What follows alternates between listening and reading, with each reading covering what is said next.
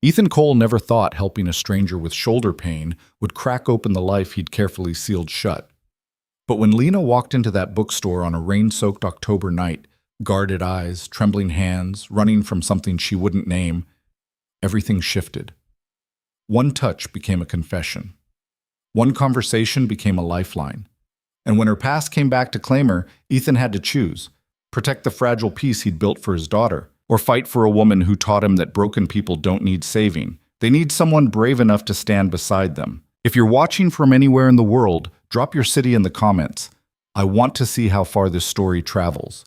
And hit that like button if you believe second chances are real. The bookstore smelled like old paper and rain.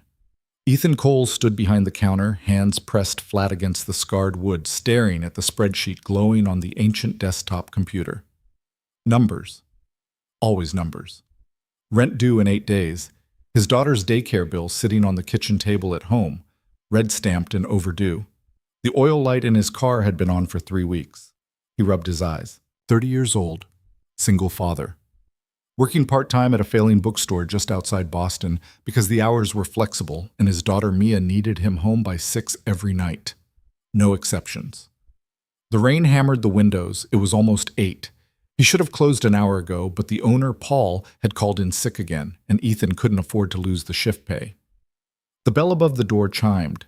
Ethan looked up. She was drenched, dark hair plastered to her face, jacket soaked through, breath coming fast like she'd been running. Mid-20s maybe, pale. Her eyes swept the store, not browsing, searching. For what he didn't know. We're technically closed, Ethan said, but his voice came out softer than he intended. She didn't move, just stood there in the doorway, rain pooling around her boots. I saw the light, she said quietly. I needed to get out of the rain. Ethan hesitated, then nodded. Yeah, okay, come in. She stepped inside, arms wrapped around herself, shivering. Not from cold. Ethan recognized that kind of shaking. He'd done it himself once, years ago, standing outside a courthouse holding a custody agreement he barely understood. You want some coffee? He asked. It's bad coffee, but it's hot. A flicker of something crossed her face. Surprise, maybe. Like she wasn't used to people offering her things without expecting something back. That'd be nice, she said. Ethan poured 2 cups from the ancient pot in the back. When he returned, she was standing in front of the poetry section, fingers brushing the spines but not pulling anything free. Here. He held out the cup. She took it, hands still trembling. Thanks. They stood there in silence, rain against glass, the hum of the radiator struggling to keep up. I'm Lena, she said finally. Ethan. You work here? For now. He shrugged. Owner's sick a lot. I cover when he can't. You like it? He glanced around the sagging shelves, the water-stained ceiling tiles, the inventory that hadn't moved in months. It's quiet. That's enough. Lena nodded slowly, like she understood exactly what he meant. She took a sip of coffee, winced. You weren't lying. This is terrible. Ethan almost smiled. Told you. But it's warm. She wrapped both hands around the cup. So thank you. You running from something? The question came out before Ethan could stop it. Lena's shoulders went rigid. For a second, he thought she'd bolt. But then she exhaled, long and slow. Not anymore, she said. I'm trying not to. Ethan didn't push. He knew better. When people were ready to talk, they talked. When they weren't, you gave them space. There's a chair in the back, he said, by the radiator, if you want to dry off. I don't want to keep you. You're not. Lena looked at him for a long moment, searching his face for something, a lie, maybe. A hidden angle. Ethan had seen that look before. People who'd been burned learned to check for smoke everywhere. Okay, she said quietly. She followed him to the back room, a cramped space with mismatched furniture and boxes of unsorted inventory. Ethan dragged the space heater closer to the armchair and plugged it in. Thanks, Lena said again. You hungry? I'm fine. That wasn't the question. She smiled, barely, but it was there. Maybe a little. Ethan pulled a granola bar from his jacket pocket and tossed it to her. It's not much. It's enough. They sat in silence while she ate. Ethan pretended to sort through a box of used paperbacks. But mostly he was trying to figure out why this stranger sitting in his bookstore felt like something he was supposed to pay attention to. "Can I ask you something?" Lena said. "Sure." "Why are you being nice to me?" Ethan paused. "Why wouldn't I be? Most people don't stop to help someone who looks like a mess." "You don't look like a mess. I look like I ran 3 miles in the rain." "Okay, yeah, that's fair." Ethan set down the book he was holding. "I don't know. You walked in looking like you needed help, so I helped. That's it." "That's it?" "That's it." Lena studied him. "You have a kid, don't you?" Ethan blinked. "How'd you know?" She gestured toward the corner of the desk, where Mia's crayon drawing of a purple dinosaur was taped crookedly to the wood. "That, and you've got the look." "What look?" "The one that says you've been responsible for someone else's life so long you forgot what it feels like to be selfish." Ethan didn't know what to say to that. "She's 5, he said eventually. "Mia, she's with my mom tonight." "She's lucky." "I'm the lucky one." Lena's expression softened. "Yeah, I bet you are." They fell quiet again. Outside, the rain was letting up. "My shoulder's killing me," Lena said suddenly, rolling it forward with a grimace. "I think I pulled something." "Running?" "Something like that." Ethan hesitated. I'm not a professional or anything, but I used to help my ex-wife with her shoulder pain. Tension knots. If you want, I could take a look." Lena went still. "You don't have to," Ethan added quickly. "I'm just saying, if it helps." She searched his face again. That same careful scrutiny. "Upstairs," she said. "Is there somewhere we could go? Somewhere with more space?" Ethan's pulse kicked up, but he kept his voice steady. "Yeah, there's a loft. Paul uses it for storage, but there's a couch up there."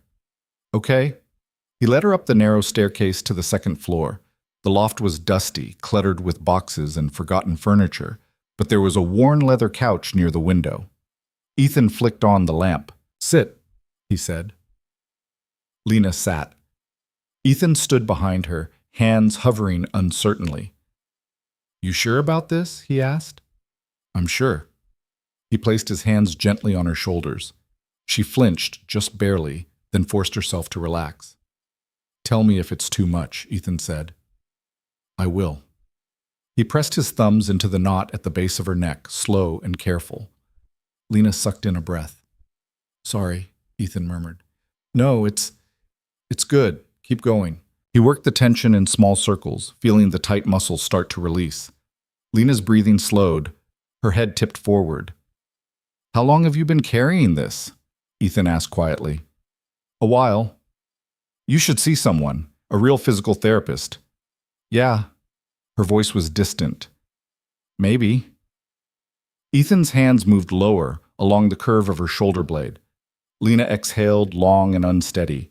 "Ethan." "Yeah." "Can I ask you something else?" "Sure." "Do you ever feel like you're just waiting? For what?" "I don't know, something, anything, something that doesn't feel like survival." Ethan's hands stilled. He thought about the spreadsheet downstairs, the bills on his kitchen table, the way he woke up every morning with the same knot in his chest, wondering if he was doing enough, being enough. "Yeah," he said, "I feel like that." Lena turned to look at him. Her face was close, too close. Ethan could see the exhaustion in her eyes, the bruises under them that makeup couldn't quite hide. "What happened to you?" he asked softly. "What makes you think something happened?" "Because I know what it looks like when someone's putting themselves back together." Lena's throat worked. For a second, Ethan thought she might cry, but she didn't. She just looked at him, steady and sad, and something else he couldn't name. "Someone broke me," she said, "and I let him." Ethan's jaw tightened. "Where's he now?" "Gone. I think. I hope." She looked away. "I left 2 months ago. I've been staying with a friend, trying to figure out what's next." "You don't owe him anything." "I know." "Do you?" Lena met his eyes again. "I'm trying to." Ethan wanted to say something smart, something comforting, but the words wouldn't come, so he just stood there, hands still resting lightly on her shoulders, trying to be steady when everything inside him felt like it was shifting. "I should go," Lena said. "You don't have to." I know, but I should. She stood, and Ethan stepped back, giving her space. They walked downstairs in silence. At the door, Lena paused. Thank you, she said, for the coffee and for everything. You're welcome. Can I come back? Ethan's chest tightened. Yeah, anytime. Lena smiled, small, tentative, real. Then she stepped out into the rain. Ethan watched her disappear into the dark. 3 days later, she came back. It was a Tuesday afternoon, slow and gray. Ethan was restocking the fiction section when the bell chimed. He looked up, and there she was. Lena. Dry this time, hair pulled back, less haunted maybe, or just better at hiding it. Hey, she said. Hey. She wandered the aisles, fingers trailing over book spines. Ethan pretended to work, but mostly he was watching her. The way she moved, careful, deliberate, like she was used to making herself small. You find anything good? He asked. Depends. What do you recommend? What are you in the mood for? Something that doesn't end badly. Ethan thought for a moment, then pulled a worn paperback from the shelf. Try this one. Lena took it, read the back cover. You've read it? 3 times. Must be good. It's about second chances. Figured you might like that. Lena looked at him, something unreadable in her expression. Yeah, I might. She bought the book, paid in cash, lingered at the counter. You want another terrible coffee? Ethan asked. Is it still terrible? Worse, probably. Then yes. They sat in the back room again. This time Lena wasn't shaking. This time she asked him questions. About Mia, about the bookstore, about how he ended up here. Ethan answered carefully, leaving out the worst parts. The divorce, the custody battle, the months when he didn't know if he'd keep his daughter. You're a good dad, Lena said. I'm trying. That's all anyone can do. Ethan studied her. What about you? You have family? Not really. She stared into her cup. My parents and I don't talk. Haven't in years. Why? They didn't like the choices I made, the people I chose. She paused. Turns out they were right, but I didn't want to hear it. That doesn't mean you deserved what happened, doesn't it? No, Ethan said firmly. It doesn't. Lena looked at him, eyes bright. You don't even know me. I know enough. She shook her head, but she was almost smiling. You're too nice, Ethan. You keep saying that. Because it's true. Maybe I'm just treating you like a person. Lena's smile faded. Not everyone does that. Then they're assholes. She laughed. Sudden, surprised, real. It lit up her whole face. Ethan grinned. There you go. What? That's the first time I've heard you laugh. Lena's cheeks flushed. Yeah, well, don't get used to it. Too late. She shook her head, still smiling. They talked until Ethan's shift ended. Then Lena walked out, and Ethan locked up behind her, wondering why the store felt emptier than usual. She came back the next week, and the week after that. Always in the afternoons when the store was quiet. Always with questions about books, about life, about nothing and everything. Ethan started keeping better coffee on hand, started looking forward to Tuesdays. Lena never stayed long, an hour, maybe 2, but it was enough. One afternoon, she asked about his ex-wife. What happened? Lena said. If you don't mind me asking. Ethan leaned back against the counter. We got married too young, had Mia too fast. I was working 2 jobs, trying to keep us afloat, and she needed more than I could give. Emotionally, I mean. I wasn't there, even when I was. That's not your fault, isn't it? No. Lena's voice was firm. You were doing your best. My best wasn't enough. Maybe your best was exactly what Mia needed, and your ex just couldn't see it. Ethan looked at her. How do you do that? Do what? Say the right thing. Lena shrugged. I've heard a lot of wrong things. Makes it easier to spot the right ones. Tell me about him, Ethan said. The guy who hurt you. Lena tensed. Why? Because you're carrying it, and I think you need to put it down. She was quiet for a long time. Then she spoke, voice low and careful. His name was Marcus. We met at a bar. I was 22, working a dead-end job, barely keeping my head above water. He was older, confident. He made me feel like I mattered, like I was special. She paused. At first, anyway. What changed? Everything. He started telling me what to wear, who I could see, where I could go. I thought it was love, thought he cared. But he didn't. He just wanted control. Ethan's hands curled into fists. It got worse, Lena continued. He'd yell, break things, never hit me, but he didn't have to. The threat was always there. How long? 3 years. Jesus, Lena. I know. Her voice cracked. I know it sounds stupid. I should have left sooner, but I didn't. I kept thinking he'd change, that I could fix him. You can't fix someone who doesn't want to be fixed. I know that now. What made you leave? Lena looked at him, eyes wet. One night, he told me I was nothing without him. And I realized I believed him. I'd spent so long being small, being quiet, that I forgot who I was before him. So I packed a bag and left. Didn't tell him, didn't leave a note, just left. Good, Ethan said. He's been looking for me, I think. I've seen his car a few times, outside my friend's apartment, near the coffee shop I go to. I don't know if he knows where I am, but if he shows up here, Ethan said, voice hard. You tell me, okay? Ethan, I'm serious. You tell me. Lena stared at him. Why do you care? Because you deserve better than being afraid. She looked away, blinking fast. I don't know how to not be afraid. You will, Ethan said. It takes time, but you will. Lena wiped her eyes. You really believe that? Yeah, I do. She smiled, shaky but genuine. You're a good person, Ethan Cole. I'm really not. You are. You just don't see it. Weeks passed. Lena kept coming back. Ethan started staying late on Tuesdays, even when Paul was around. Started texting her book recommendations, random thoughts, nothing important. She always replied. One night, Mia asked about her. Who's Lena? Mia said, coloring at the kitchen table. Ethan looked up from the dishes. How do you know about Lena? You said her name when you were on the phone. She's a friend. Do I get to meet her? Ethan hesitated. Maybe.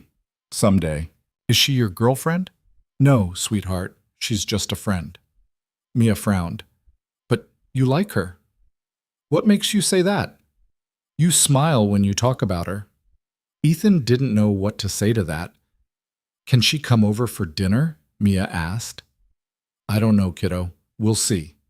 But the question stuck with him. Because Mia was right. He did like Lena. More than he should. More than was smart. He told himself it didn't matter. That she was just passing through. That whatever this was, it wouldn't last. But the truth was, he didn't want it to end. It was mid-November when everything shifted. Lena came into the store looking rattled, pale, hands shaking again. What's wrong? Ethan asked immediately. He knows where I am. Ethan's blood went cold. Marcus? She nodded. He showed up at my friend's place last night, banging on the door, yelling. She didn't let him in, but he knows, Ethan. He knows where I've been staying. Did you call the police? And say what? He didn't break in. He didn't threaten me. He just stood there. That's harassment. Not legally. Not unless he does more. Ethan's jaw clenched. Where are you staying tonight? I don't know. My friend's scared. She doesn't want me there anymore. I don't blame her. Stay with me. Lena's eyes widened. What? Stay with me. I've got a couch. It's not much, but it's safe. Ethan, I can't. You can, and you should. What about Mia? She's with my mom this weekend. It's just me. Lena looked at him, torn. I don't want to be a burden. You're not. You don't know that. I do. Ethan stepped closer. Lena, you need a place to stay. I'm offering. That's it. No strings, no pressure. Just safety. Her eyes filled with tears. Why are you doing this? Because I care about you. The words hung between them. Lena swallowed hard. Okay. Yeah? Yeah.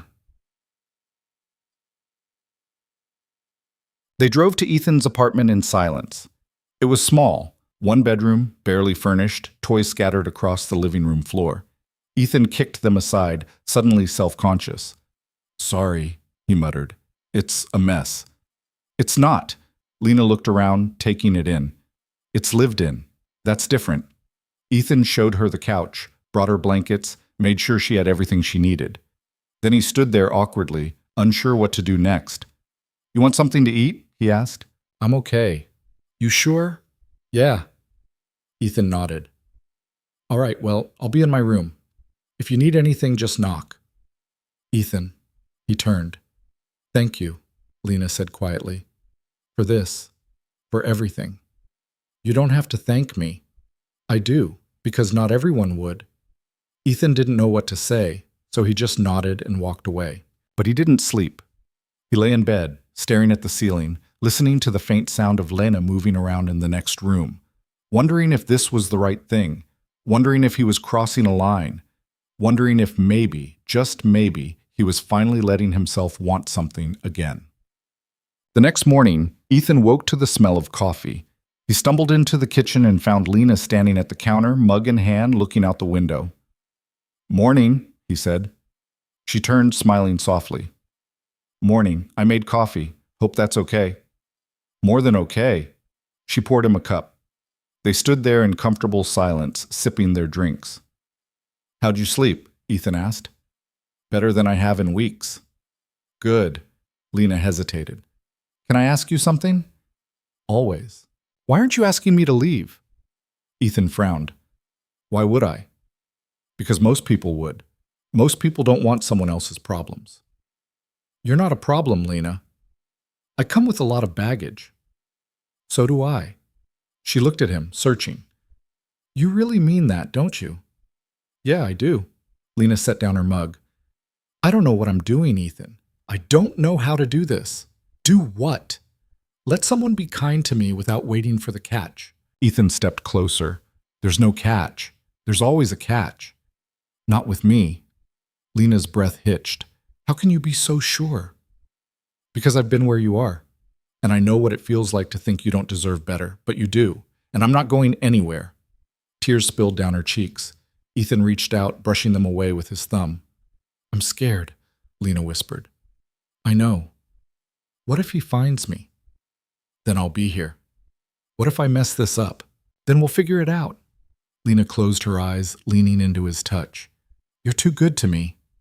I'm just being decent. That's more than I've had in a long time. Ethan pulled her into a hug. She clung to him, shaking, and he held her until the trembling stopped. You're safe here, he murmured. I promise. And for the first time in months, Lena believed him. Word count, 4,247. Continuing to target. She stayed the weekend, then the next week.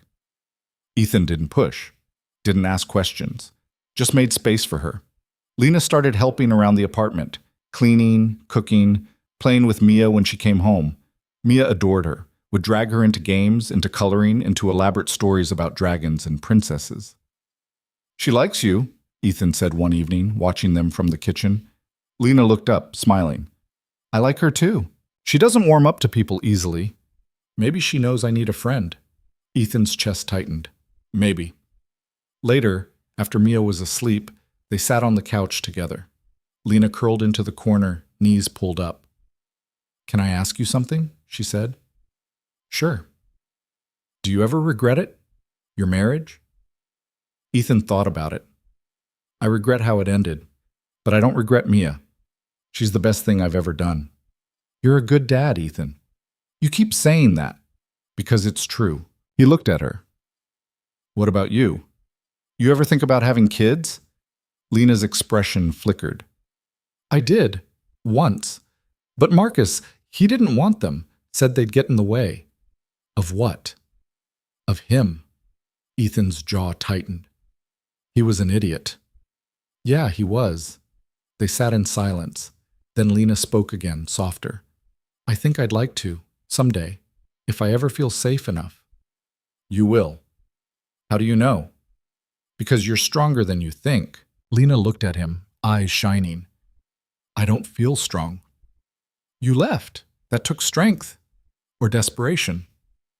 Same thing, sometimes. She smiled, sad and small. Maybe. Ethan reached out, taking her hand. She didn't pull away. Thank you, she whispered. For what? For making me feel like I'm not broken. You're not broken, Lena. You're healing. There's a difference. She squeezed his hand. I hope you're right. I am. But peace never lasted. 3 days later, Ethan came home from the bookstore to find Lena standing by the window, phone in hand, face pale. What's wrong?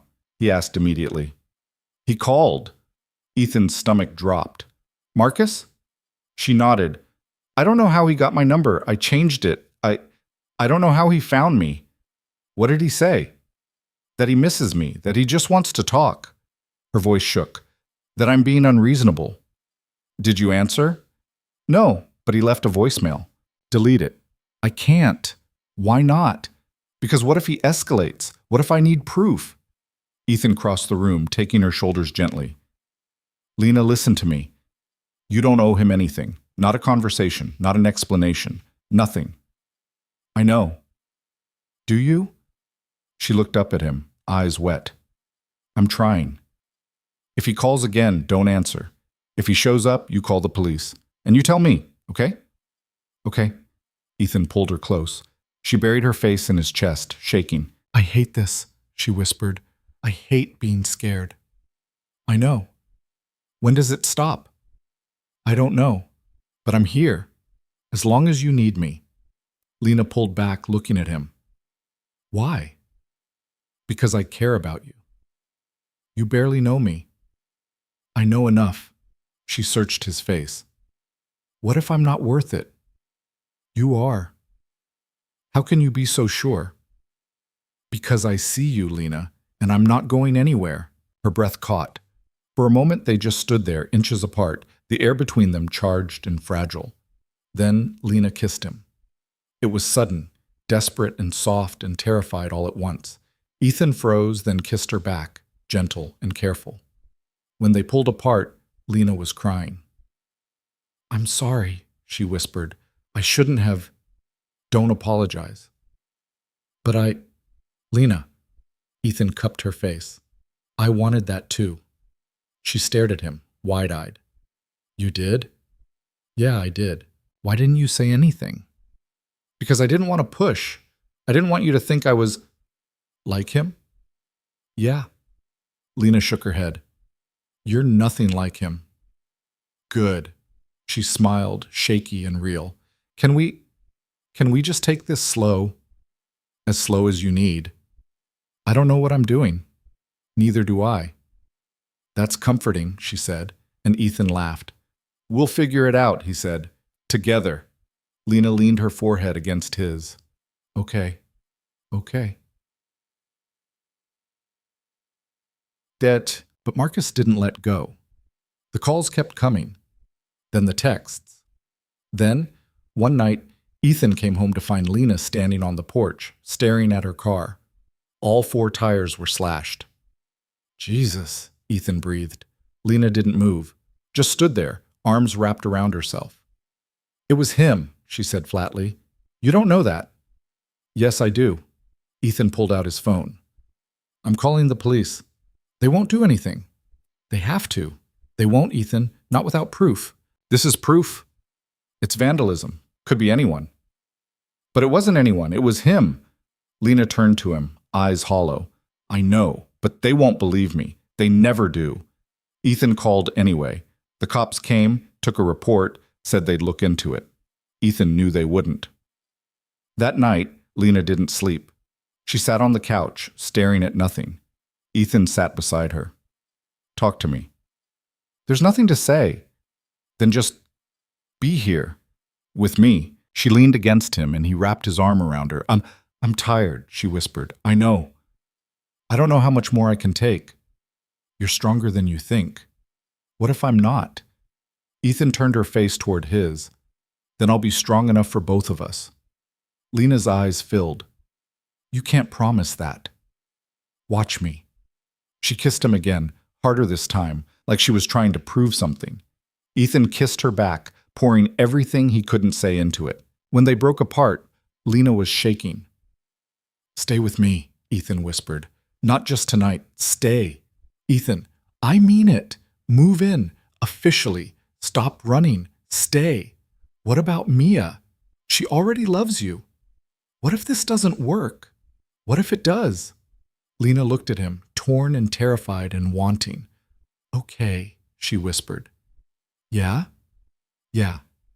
Ethan kissed her forehead. "We'll figure it out. Together? Together." And for the first time in months, Lena let herself believe in something other than fear. But the storm wasn't over yet. Lena moved in on a Thursday.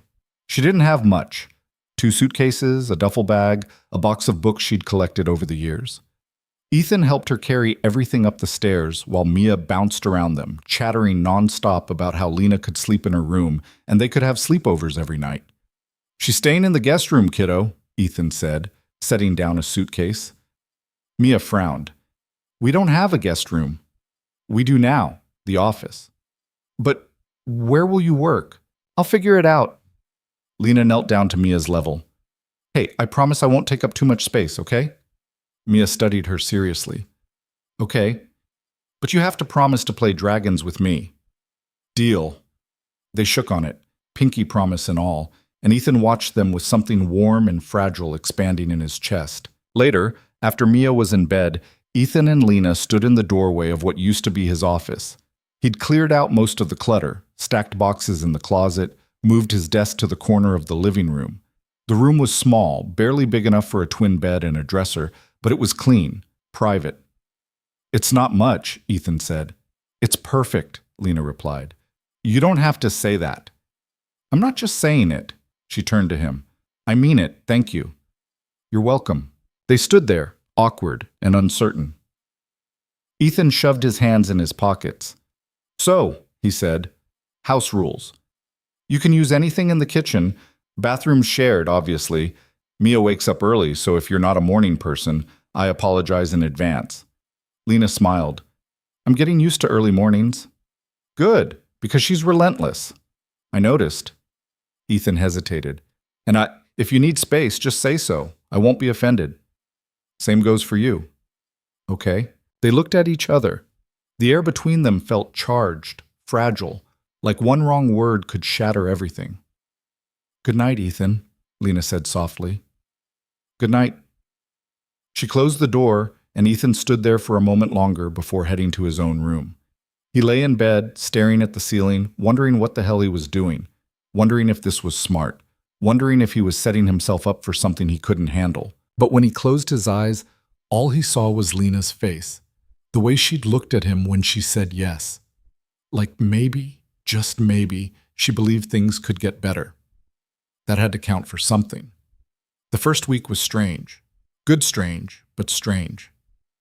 Lena was quiet in the mornings, nursing coffee while Ethan got Mia ready for school. She'd offer to help, pack lunches, tie shoes, but Ethan could tell she was still figuring out where she fit. So he let her ease into it. No pressure. In the evenings, they fell into a rhythm. Ethan cooked, Lena cleaned up. They'd sit on the couch after Mia went to bed, talking about nothing important. Books, movies. The weird customer who came into the bookstore asking if they sold live chickens. "Live chickens," Lena repeated, laughing. "In a bookstore. I wish I was kidding." "What did you say?" "I told him we were fresh out." She laughed harder, and Ethan grinned. He liked making her laugh. Liked the way her whole face changed when she did. Lighter, younger, less haunted. But there were hard days too. One morning, Ethan came out of the shower to find Lena standing in the kitchen, phone in hand, face pale. "What's wrong?" he asked. She didn't answer, just held up the phone. Another message from Marcus.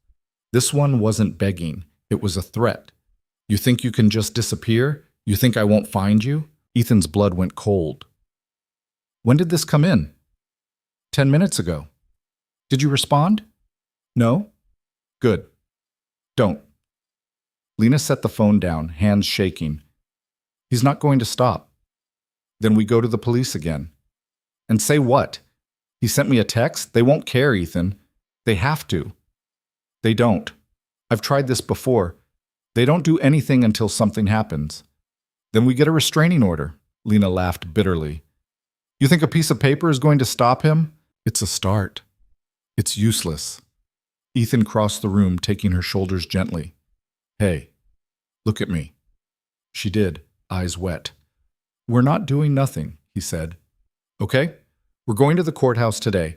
We're filing for an order, and if he violates it, we'll have something to show the cops. And if that doesn't work, then we figure out the next step. But we're not giving up. Lena closed her eyes, leaning into him. I'm so tired of being afraid. I know. I just want it to stop. It will. You don't know that. I believe it, and I need you to believe it too. She pulled back, looking at him. Why are you doing this? Because I care about you. You keep saying that. Because it's true. Lena's breath hitched. I don't deserve this. Yes, you do. You don't know what I've done. The mistakes I've made. I don't care. You should. I don't. Ethan cupped her face. Whatever happened before, it doesn't change how I see you, okay? Tears spilled down her cheeks. I'm a mess, Ethan. So am I. You're not. I am. I'm a 30-year-old single dad who can barely keep the lights on. I work at a dying bookstore. I drive a car that's one bad day away from falling apart. I'm not some hero, Lena. I'm just trying. Same as you. She stared at him, something raw and vulnerable in her expression. I'm falling for you, she whispered, and I don't know how to stop. Ethan's heart slammed against his ribs. Who says you have to stop? Because what if this doesn't work? What if I drag you down with me? Then we go down together. That's not fair to you. Let me decide what's fair. Lena kissed him, hard and desperate and full of everything she couldn't say. Ethan kissed her back, pulling her close, and for a moment the world narrowed to just this. Her mouth on his, her hands in his hair, the way she fit against him like she'd always belonged there. When they broke apart, they were both breathing hard. Okay, Lena whispered. Okay, what?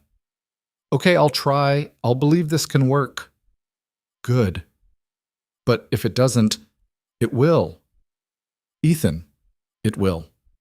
She smiled, shaky but real. You're stubborn. You have no idea. They went to the courthouse that afternoon, filed for a restraining order. The clerk took the paperwork, said it would take a few days to process. Ethan held Lena's hand the entire time. When they left, Lena looked drained. You okay? Ethan asked. I don't know.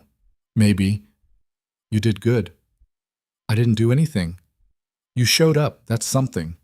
She squeezed his hand. Thanks for coming with me. Where else would I be? They drove home in silence.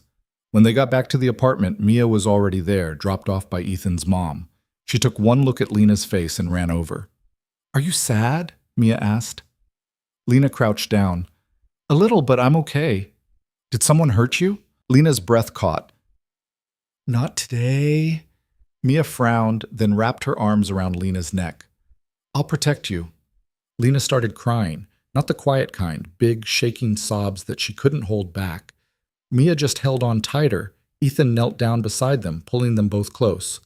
We've got you, he murmured. Both of us. Okay? Lena nodded, face buried in Mia's hair. Okay. The restraining order was approved 3 days later. Ethan picked up the paperwork from the courthouse and brought it home. Lena read it twice, like she couldn't believe it was real. This says he can't come within 100 feet of me, she said. That's right. Or contact me in any way. Yep. What if he does? Then he gets arrested. Lena set the paper down. He's going to be furious. Let him be. You don't understand. When Marcus gets angry, then he gets arrested, Ethan said firmly. He doesn't get to hurt you anymore. Not physically, not emotionally, not in any way. Lena looked at him, eyes wide. You really believe that? I do.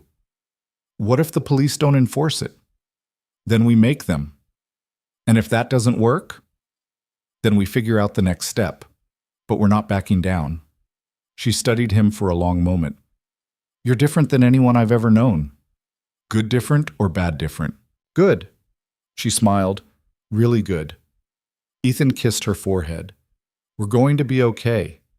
You keep saying that. Because I mean it. For a few days, things were quiet. Too quiet. Ethan kept waiting for the other shoe to drop, but it didn't. No calls, no texts, no slashed tires. Lena started to relax. Not completely. She still checked the windows at night, still jumped when the phone rang, but enough. She started laughing more. Started talking about the future like it was something she could actually have. She got a part-time job at a cafe a few blocks away.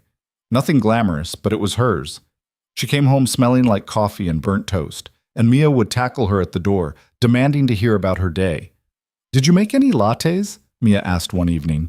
"3," Lena said proudly. "Were they good?" One guy said it was the best latte he'd ever had. Mia's eyes went wide. "Really? Really? You're a latte superhero," Lena laughed. "I don't know about that." "You are," Mia insisted. "You save people with coffee." Ethan watched them from the kitchen, something warm and aching in his chest. This felt right. More right than anything had in years. That night, after Mia was asleep, Lena curled up beside him on the couch. "Can I ask you something?" she said. "Always." "Do you ever think about the future? Like, really think about it?" Ethan hesitated. "Sometimes. Why?" "Because I do. Now. I didn't used to. I used to just survive day by day, but now I think about next week, next month, next year. And what do you see?" She looked at him. "You. Mia. This." Ethan's throat tightened. "Yeah?" "Yeah." She paused. "Is that okay?" "It's more than okay. What about you? What do you see?" Ethan thought about it. "Honestly, I see the same thing. You here? Mia happy? Us? Figuring it out. Just figuring it out?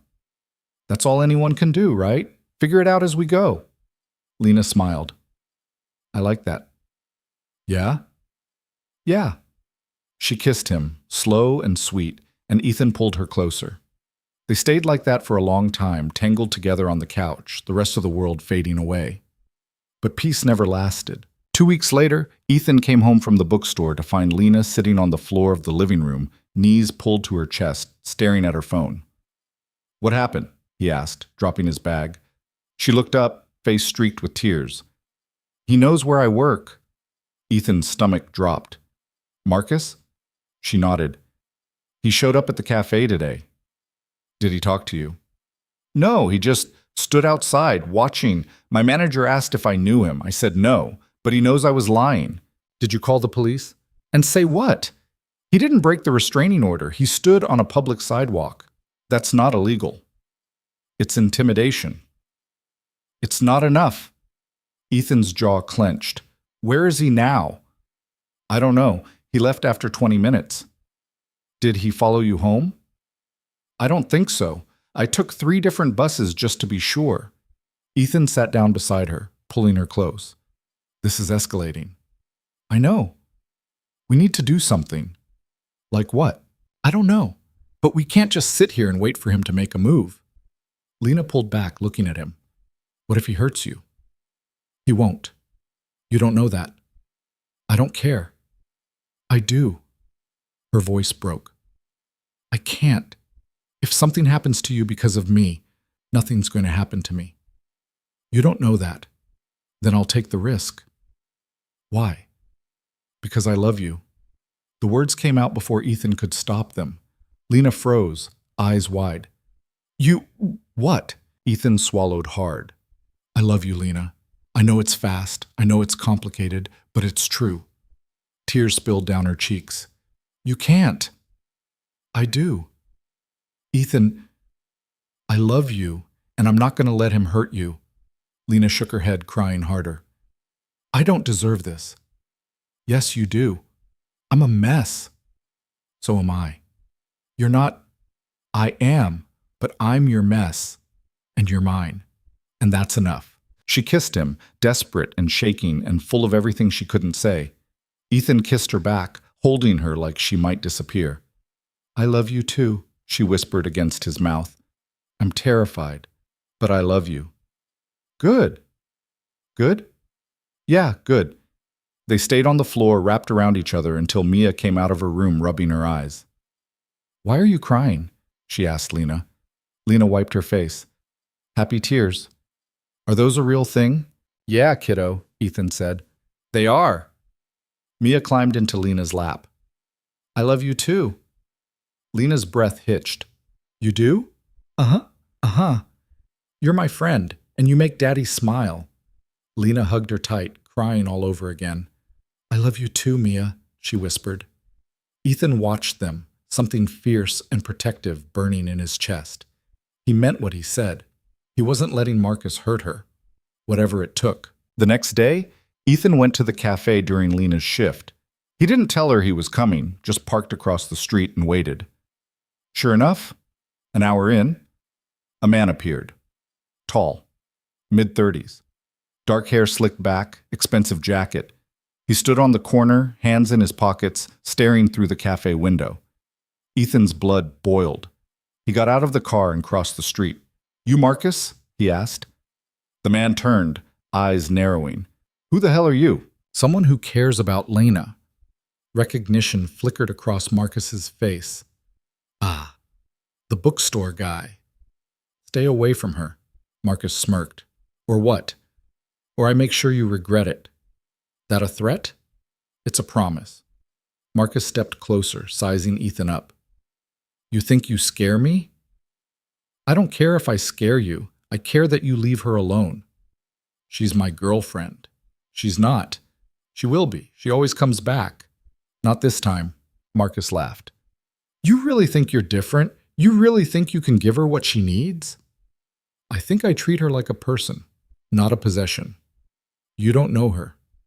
"I know enough." "You know what she told me?" Marcus leaned in. "That she can't live without me. That she needs me. She was lying because you made her afraid. I made her safe. You made her miserable." Marcus's smile faded.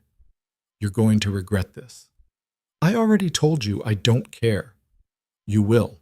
Ethan stepped forward, voice low and hard. "Listen to me.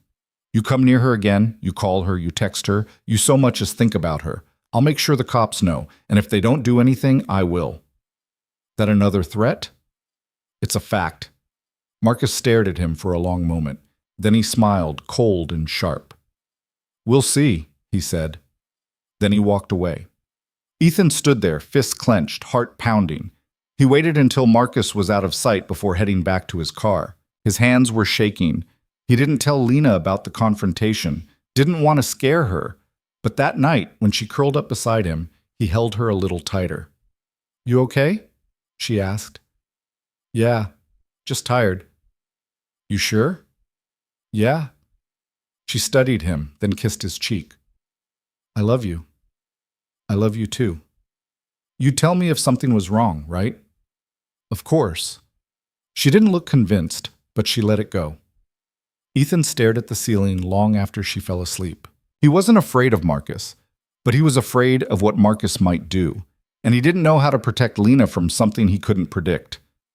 3 days later, Marcus made his move. Ethan was at the bookstore when his phone rang, Lena's number. He answered immediately.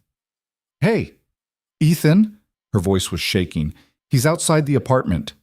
Ethan's blood ran cold. "What?" "Marcus, he's outside, banging on the door. I locked it, but where's Mia?" "At your mom's." Okay, did you call the police?" "They're on their way, but I'm scared, Ethan. I'm really scared." "I'm coming. Stay on the phone with me." "Okay." Ethan grabbed his keys and ran. He drove faster than he should have, phone pressed to his ear, listening to Lena's ragged breathing. "He's still there," she whispered. "He won't leave." "What's he saying?" "That he just wants to talk, that I'm being dramatic. Don't open the door." "I won't." "I'm 5 minutes away. Hurry." Ethan pressed the gas harder. When he got to the apartment, a police car was already there. 2 officers stood on the porch talking to Marcus. Ethan parked and sprinted toward them. "Sir, you need to stay back," one officer said. "That's my girlfriend inside," Ethan said. "He's violating a restraining order." "We're handling it." "Are you arresting him?" The officer hesitated. "He says he didn't know she lived here." "That's bullshit. He knew exactly where she was. Marcus turned, smirking. I was just in the neighborhood. You're a liar, Ethan snapped. Sir, the officer said sharply, step back. Ethan forced himself to stop, fists clenched. The officers talked to Marcus for another minute, then let him go. What? Ethan said. You're just letting him walk? He didn't make physical contact. Without proof, he knew about the order. He knew. We can't arrest someone on suspicion. Marcus walked past Ethan, still smirking. See you around. Ethan grabbed his arm. Stay away from her. Marcus yanked free. Or what? Or I'll finish what I started. Looking forward to it. The officers stepped between them. Both of you, enough. Marcus walked away, whistling. Ethan stood there, shaking with rage. The officers left. Ethan went inside. Lena was sitting on the couch, arms wrapped around herself. When she saw him, she started crying. Ethan crossed the room and pulled her close. I'm here, he murmured. I'm here. They didn't arrest him. I know. What if he comes back? Then we call them again. And if they don't do anything again? Then I will. Lena pulled back, looking at him. What does that mean? It means I'm not letting him hurt you. Ethan, I mean it, Lena. Whatever it takes. She stared at him, torn between fear and something else, something like hope. I don't want you to get hurt, she whispered. I won't. You don't know that. I don't care. She kissed him, desperate and shaking, and Ethan held her until the trembling stopped. But deep down, he knew this wasn't over. Not even close. That night, Ethan didn't sleep. He lay in bed staring at the ceiling, listening to every creak in the hallway, every car that passed outside. Lena was curled against him, finally breathing steady after hours of crying herself out. Her hand rested on his chest, fingers clutching his shirt like she was afraid he'd disappear. He wasn't going anywhere. But Marcus wasn't either. And that was the problem. Around 3 a.m, Ethan's phone buzzed. Unknown number. He grabbed it before it could wake Lena. The message was simple. A photo. His apartment building. Taken from across the street. No words, just the image. Ethan's jaw clenched. He sat up carefully, sliding out from under Lena's arm. She stirred, but didn't wake. He grabbed his phone and went into the kitchen, closing the door behind him. He stared at the photo. Marcus wanted him to know he was watching, wanted him scared. Ethan wasn't scared, he was furious. He typed back, "Stay away from her." The response came immediately. Or what? Ethan's fingers hovered over the keyboard. Then he deleted the conversation, blocked the number, and set the phone down. He couldn't engage. That's what Marcus wanted. A reaction, a fight, proof that Ethan was unstable. The cops wouldn't help if Ethan looked like the aggressor, but doing nothing felt impossible. He made coffee he didn't want and sat at the kitchen table until dawn broke. When Lena came out, hair messy and eyes still swollen, she stopped in the doorway. You didn't sleep, she said. Couldn't. Because of yesterday? Yeah. She crossed to him, sliding into the chair beside his. What are you thinking? That I want him gone. Me too. I mean really gone, Lena. Not just away. Gone. She studied his face. What does that mean? I don't know yet. Ethan, I'm not going to do anything stupid, he said quickly. I need to figure out how to keep you safe, because the cops aren't going to. Maybe we should leave. Leave where? Boston, the state, I don't know. Somewhere he can't find us. You really think he wouldn't follow? Lena's face fell. No, he would. Exactly. So running doesn't solve anything. Then what do we do? Ethan took her hand. We document everything, every text, every sighting, every time he shows up. We build a case so strong the cops can't ignore it. And if that doesn't work, then we try something else. Like what? I don't know, but we'll figure it out. Lena looked at him, eyes red-rimmed and exhausted. I'm so tired of fighting. I know. I just want to be happy. Is that too much to ask? No, it's not. Then why does it feel impossible? Ethan pulled her into his lap, wrapping his arms around her. Because you've been fighting alone for so long. But you're not alone anymore. She buried her face in his neck. I love you. I love you too. Don't let me drag you down. You're not. I am. You and Mia, you deserve better than this. We deserve you, all of you, mess and all. She pulled back, searching his face. You really mean that? Yeah, I do. She kissed him, soft and desperate, and Ethan held her like she was the only solid thing in the world. Later that morning, Ethan called his mom. Can you keep Mia for a few more days? He asked. Is everything okay? His mom's voice was tight with worry. Not really, but we're handling it. Ethan, what's going on? He sighed. Lena's ex is causing problems. He showed up at the apartment yesterday. The cops didn't do anything. Did he hurt her? Not physically, but he's trying to scare her. And you? Yeah. His mom was quiet for a moment. You need to be careful. I am. No, I mean it. Men like that, they don't stop until someone makes them. I know. Do you? Because I've seen this before. Your father? Mom, don't. I'm serious, Ethan. Your father was the same way. Charming at first, then controlling, then dangerous. I didn't get out until it was almost too late. Ethan closed his eyes. He didn't talk about his father. Hadn't in years.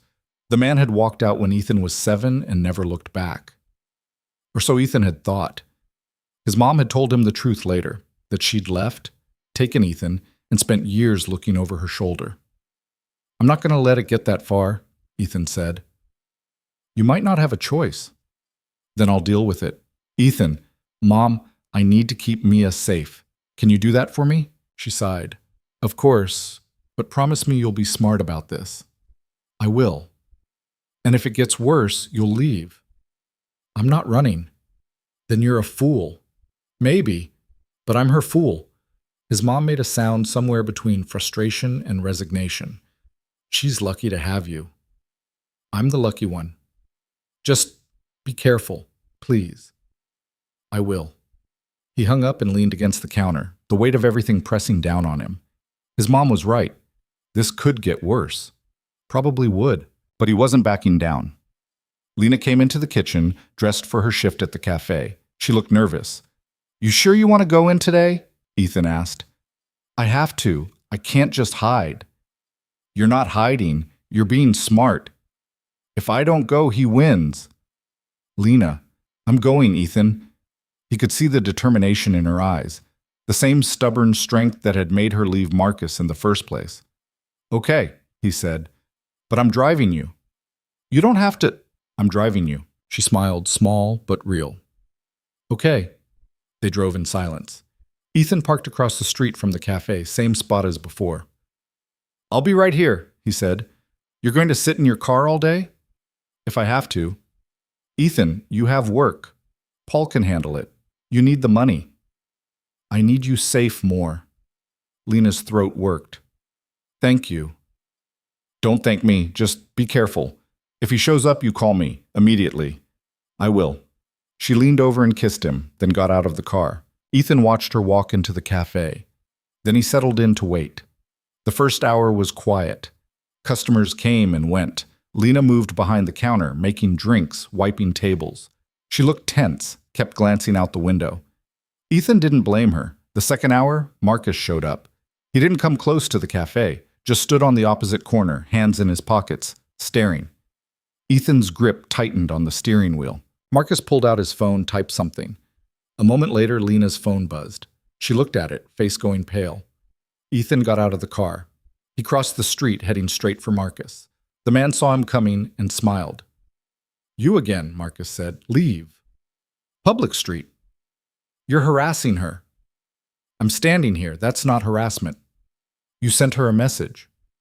Prove it. Ethan stepped closer, voice low. I told you what would happen if you didn't back off. Yeah, you did. I'm still waiting. Keep pushing. See what happens. Marcus laughed. You think you scare me? You're a broke bookstore clerk with a kid. You've got nothing. I've got her, and that's more than you'll ever have again. Marcus's smile faded. You really think she loves you? I know she does. She said the same thing to me for 3 years. Because you manipulated her. I gave her everything. You gave her hell. Marcus's jaw tightened. You don't know what you're talking about. I know enough. I know you made her afraid to leave. I know you made her think she was nothing without you. And I know you can't stand that she's finally free. She's not free. She'll never be free. I'll always be there. In her head. In her nightmares. Not if I have anything to say about it. You won't. Ethan grabbed Marcus by the collar, slamming him against the wall. Listen to me very carefully. You stay away from her. You don't call. You don't text. You don't show up. You don't exist in her life anymore. You understand? Marcus grinned, even pressed against the brick. That's assault. I could have you arrested. Go ahead, I don't care. You will when you lose custody of your kid. Ethan's blood went cold. He let go, stepping back. Marcus straightened his jacket, still smiling. Yeah, I did my homework. Single dad, barely scraping by. Courts don't like instability. One call to the right people, and you'll be fighting to see your daughter on weekends. You wouldn't. Try me. Ethan stared at him, fists clenched. Every part of him wanted to hit Marcus, to wipe that smug look off his face. But he couldn't. Because Marcus was right. One wrong move and Ethan could lose Mia. You're a coward, Ethan said quietly. I'm smart. There's the difference. You're pathetic. Marcus shrugged. Maybe. But I'm still here. And you can't do anything about it. He walked away whistling. Ethan stood there, shaking with rage and helplessness. When he got back to the car, Lena was standing outside the cafe watching him. What did you say to him? She asked when he crossed the street. Nothing that worked. Ethan, he threatened me. Said if I touch him, he'll go after my custody of Mia. Lena's face crumpled. This is my fault. No, it's his. If I hadn't come into your life, stop. Ethan took her shoulders. This is not your fault. None of this is your fault. But Mia is safe with my mom, and she's going to stay safe. What if he makes good on his threat? Then I'll deal with it. How? I don't know yet, but I will. Lena shook her head, tears streaming down her face. I should leave. What? I should leave. Go somewhere else. Get away from you and Mia before I ruin everything. You're not ruining anything. Yes, I am. Look at what's happening. He's going after you now, going after your daughter, because of me. Because of him, not you. It's the same thing. It's not. Ethan cupped her face. Lena, listen to me. You leaving doesn't solve this. He'll still come after you, and I won't be there to help. Maybe that's better. It's not, and you know it. She closed her eyes, leaning into his touch. I don't know what to do. You stay, and we fight. Together. What if we lose? Then we lose together. She opened her eyes, searching his. You're too good to me. I'm exactly what you deserve. She kissed him, desperate and clinging, and Ethan held her tight. When her shift ended, they drove home in silence. Lena stared out the window, arms wrapped around herself. I'm scared, she said quietly. I know. What if he doesn't stop? Then we make him. How? Ethan's jaw tightened. I'm working on it. That night, Ethan couldn't sit still. He paced the apartment, mind racing. Every option felt impossible. The cops wouldn't help. A restraining order was just paper. Moving wouldn't work. So what did that leave? Lena sat on the couch, watching him. Talk to me. I'm thinking. About what? How to end this. Ethan, I mean it, Lena. There has to be a way. Not if it means you getting hurt or arrested. I don't care. I do. She stood, crossing to him. I care. And so does Mia. You can't throw your life away because of me. I'm not throwing it away. I'm protecting you. At what cost? Whatever it takes. That's not an answer. It's the only one I have. Lena grabbed his face, forcing him to look at her.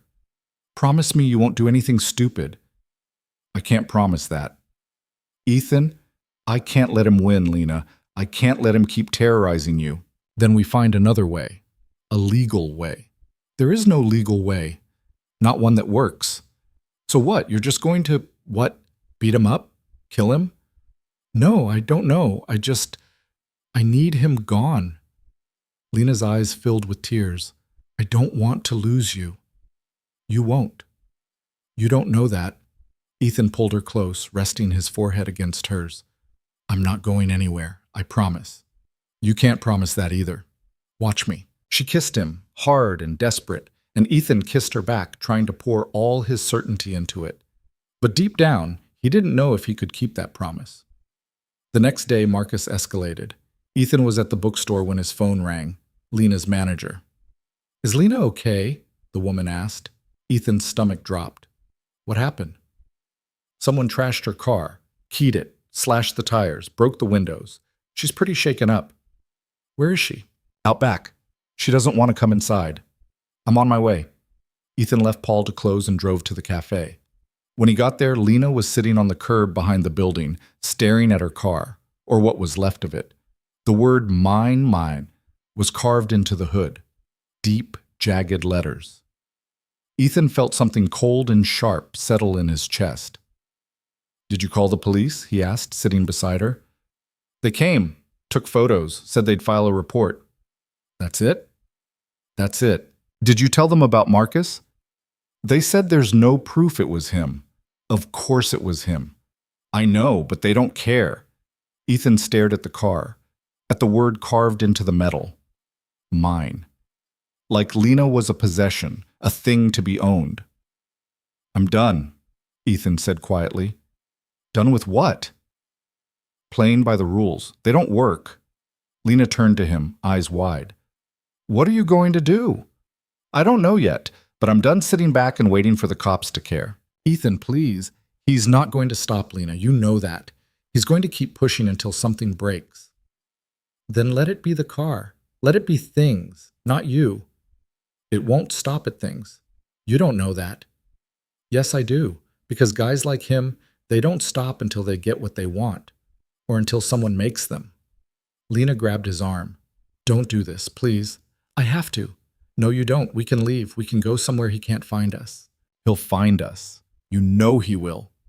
"Then we'll keep running." "That's not a life, Lena. It's better than you in prison." "I'm not going to prison." "You don't know that."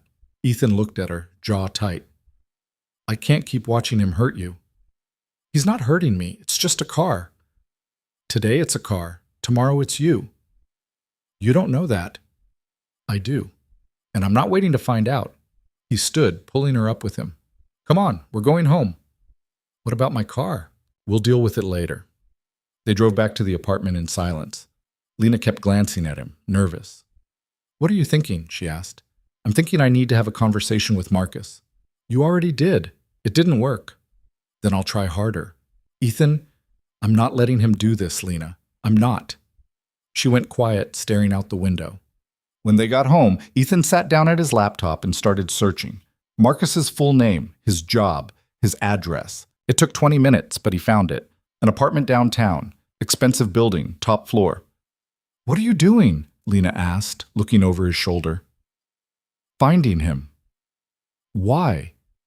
"Because we're going to end this." "How?" "I don't know yet, but I'll figure it out." Lena sat down beside him, face pale. "Promise me you won't do anything you can't take back." Ethan looked at her. "I can't promise that." "Ethan, I love you, and I'm going to protect you. That's all I can promise." Tears spilled down her cheeks. "I don't want to lose you." "You won't." "You keep saying that." "Because it's true." She kissed him, shaking and desperate, and Ethan held her close. But his mind was already made up. Tomorrow, he was going to see Marcus. And one way or another, this was going to end. That night, Lena fell asleep curled against him.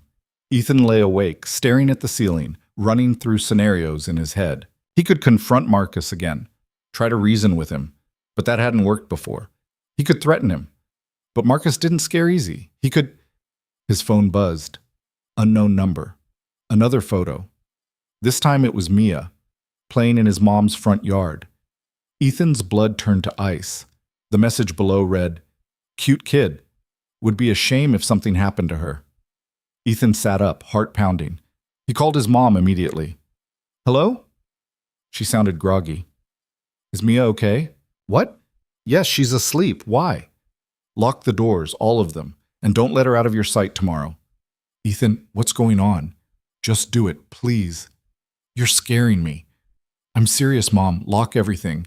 And if you see anyone suspicious, call the police." "Ethan, please." She was quiet for a moment. "Okay." I will. Thank you. He hung up and stared at the photo. Marcus had crossed the line. He'd gone after Mia, and that changed everything. Ethan got out of bed, careful not to wake Lena. He went into the kitchen and sat in the dark, staring at his phone. He could call the cops, show them the message. But they'd say the same thing, no proof it was Marcus. He could confront Marcus. But that would just put everyone in more danger. Or he could… No. He couldn't think like that. But the thought wouldn't leave. What if the only way to stop Marcus was to make him disappear? Ethan shook his head, disgusted with himself. He wasn't that person. He wasn't a killer. But he was a father. And a father protected his child. No matter what. He sat there until dawn, mind racing, trying to find a solution that didn't end in blood. But the more he thought about it, the more he realized the truth. Marcus wasn't going to stop, not unless someone made him, and if the law wouldn't do it, then Ethan had to. When Lena woke up, she found him still sitting at the kitchen table. "Did you sleep at all?" she asked. "No." "What's wrong?" He showed her the photo. Lena's face went white.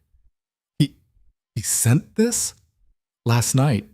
He knows where Mia is. Yeah. We have to tell the police.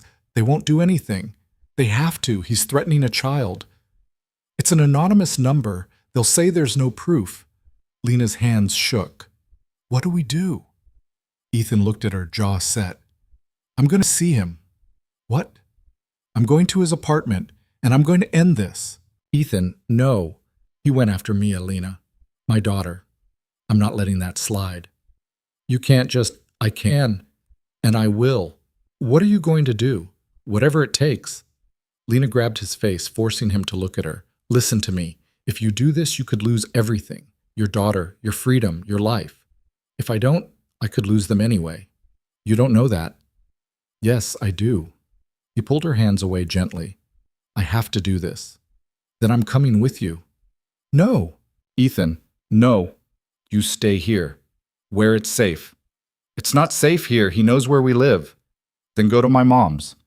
But you're not coming with me. Why not? Because I need you safe. And I need you safe. I'll be fine. You don't know that. Ethan kissed her forehead. I love you, and I'm going to fix this. I promise. Don't make promises you can't keep. I'm keeping this one. He grabbed his jacket and headed for the door. Ethan, Lena called. He turned. She was crying. Please don't do anything you can't come back from. I won't. Promise me. He hesitated, then nodded. I promise. But as he walked out the door, he knew it was a lie. Because if it came down to protecting Mia and Lena or protecting himself, there was no question which he'd choose. He'd burn the world down for them. And Marcus was about to find out just how far he was willing to go. Ethan sat in his car outside Marcus's building for 20 minutes before he worked up the nerve to go inside. The place was nice. Too nice. Glass doors, marble lobby, a doorman who looked like he'd never missed a day at the gym.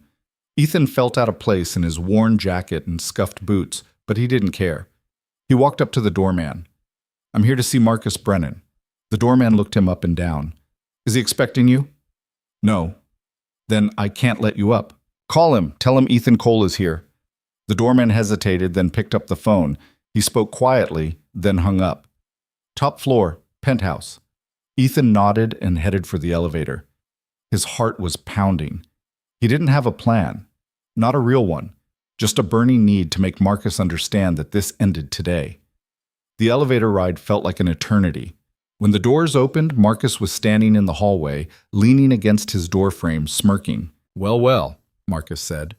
Didn't think you'd have the balls to show up here. We need to talk.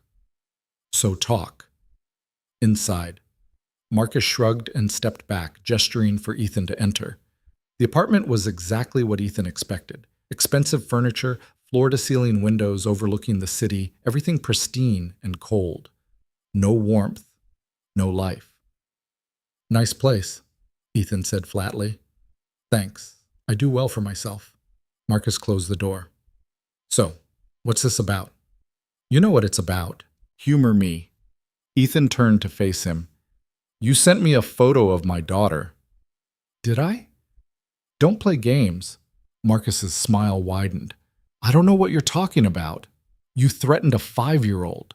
I sent a photo. That's not a threat.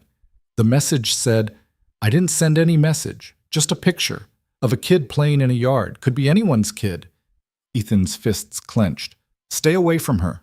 Or what? Or I'll make you regret it. Marcus laughed. There it is. The tough guy act. You really think you scare me? I don't care if I scare you. I care that you leave my family alone. Your family. Marcus stepped closer. You mean Lena? She's not your family. She's mine. She left you. She'll come back. She always does. Not this time. We'll see. Ethan stepped forward, closing the distance between them. Listen to me very carefully. You stay away from Lena. You stay away from me. And you sure as hell stay away from my daughter. You got it? Marcus didn't flinch. Or what?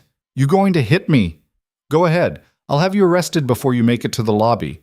I don't need to hit you. Then what are you going to do? Bore me to death with empty threats? Ethan's jaw tightened. I'm going to make sure everyone knows what you are. And what's that? A coward who terrorizes women. Marcus's smile faded. Watch yourself. I'm done watching. You want to come after me? Fine, but you leave Lena and Mia out of it. I don't take orders from you. Then you're going to have a problem. Am I?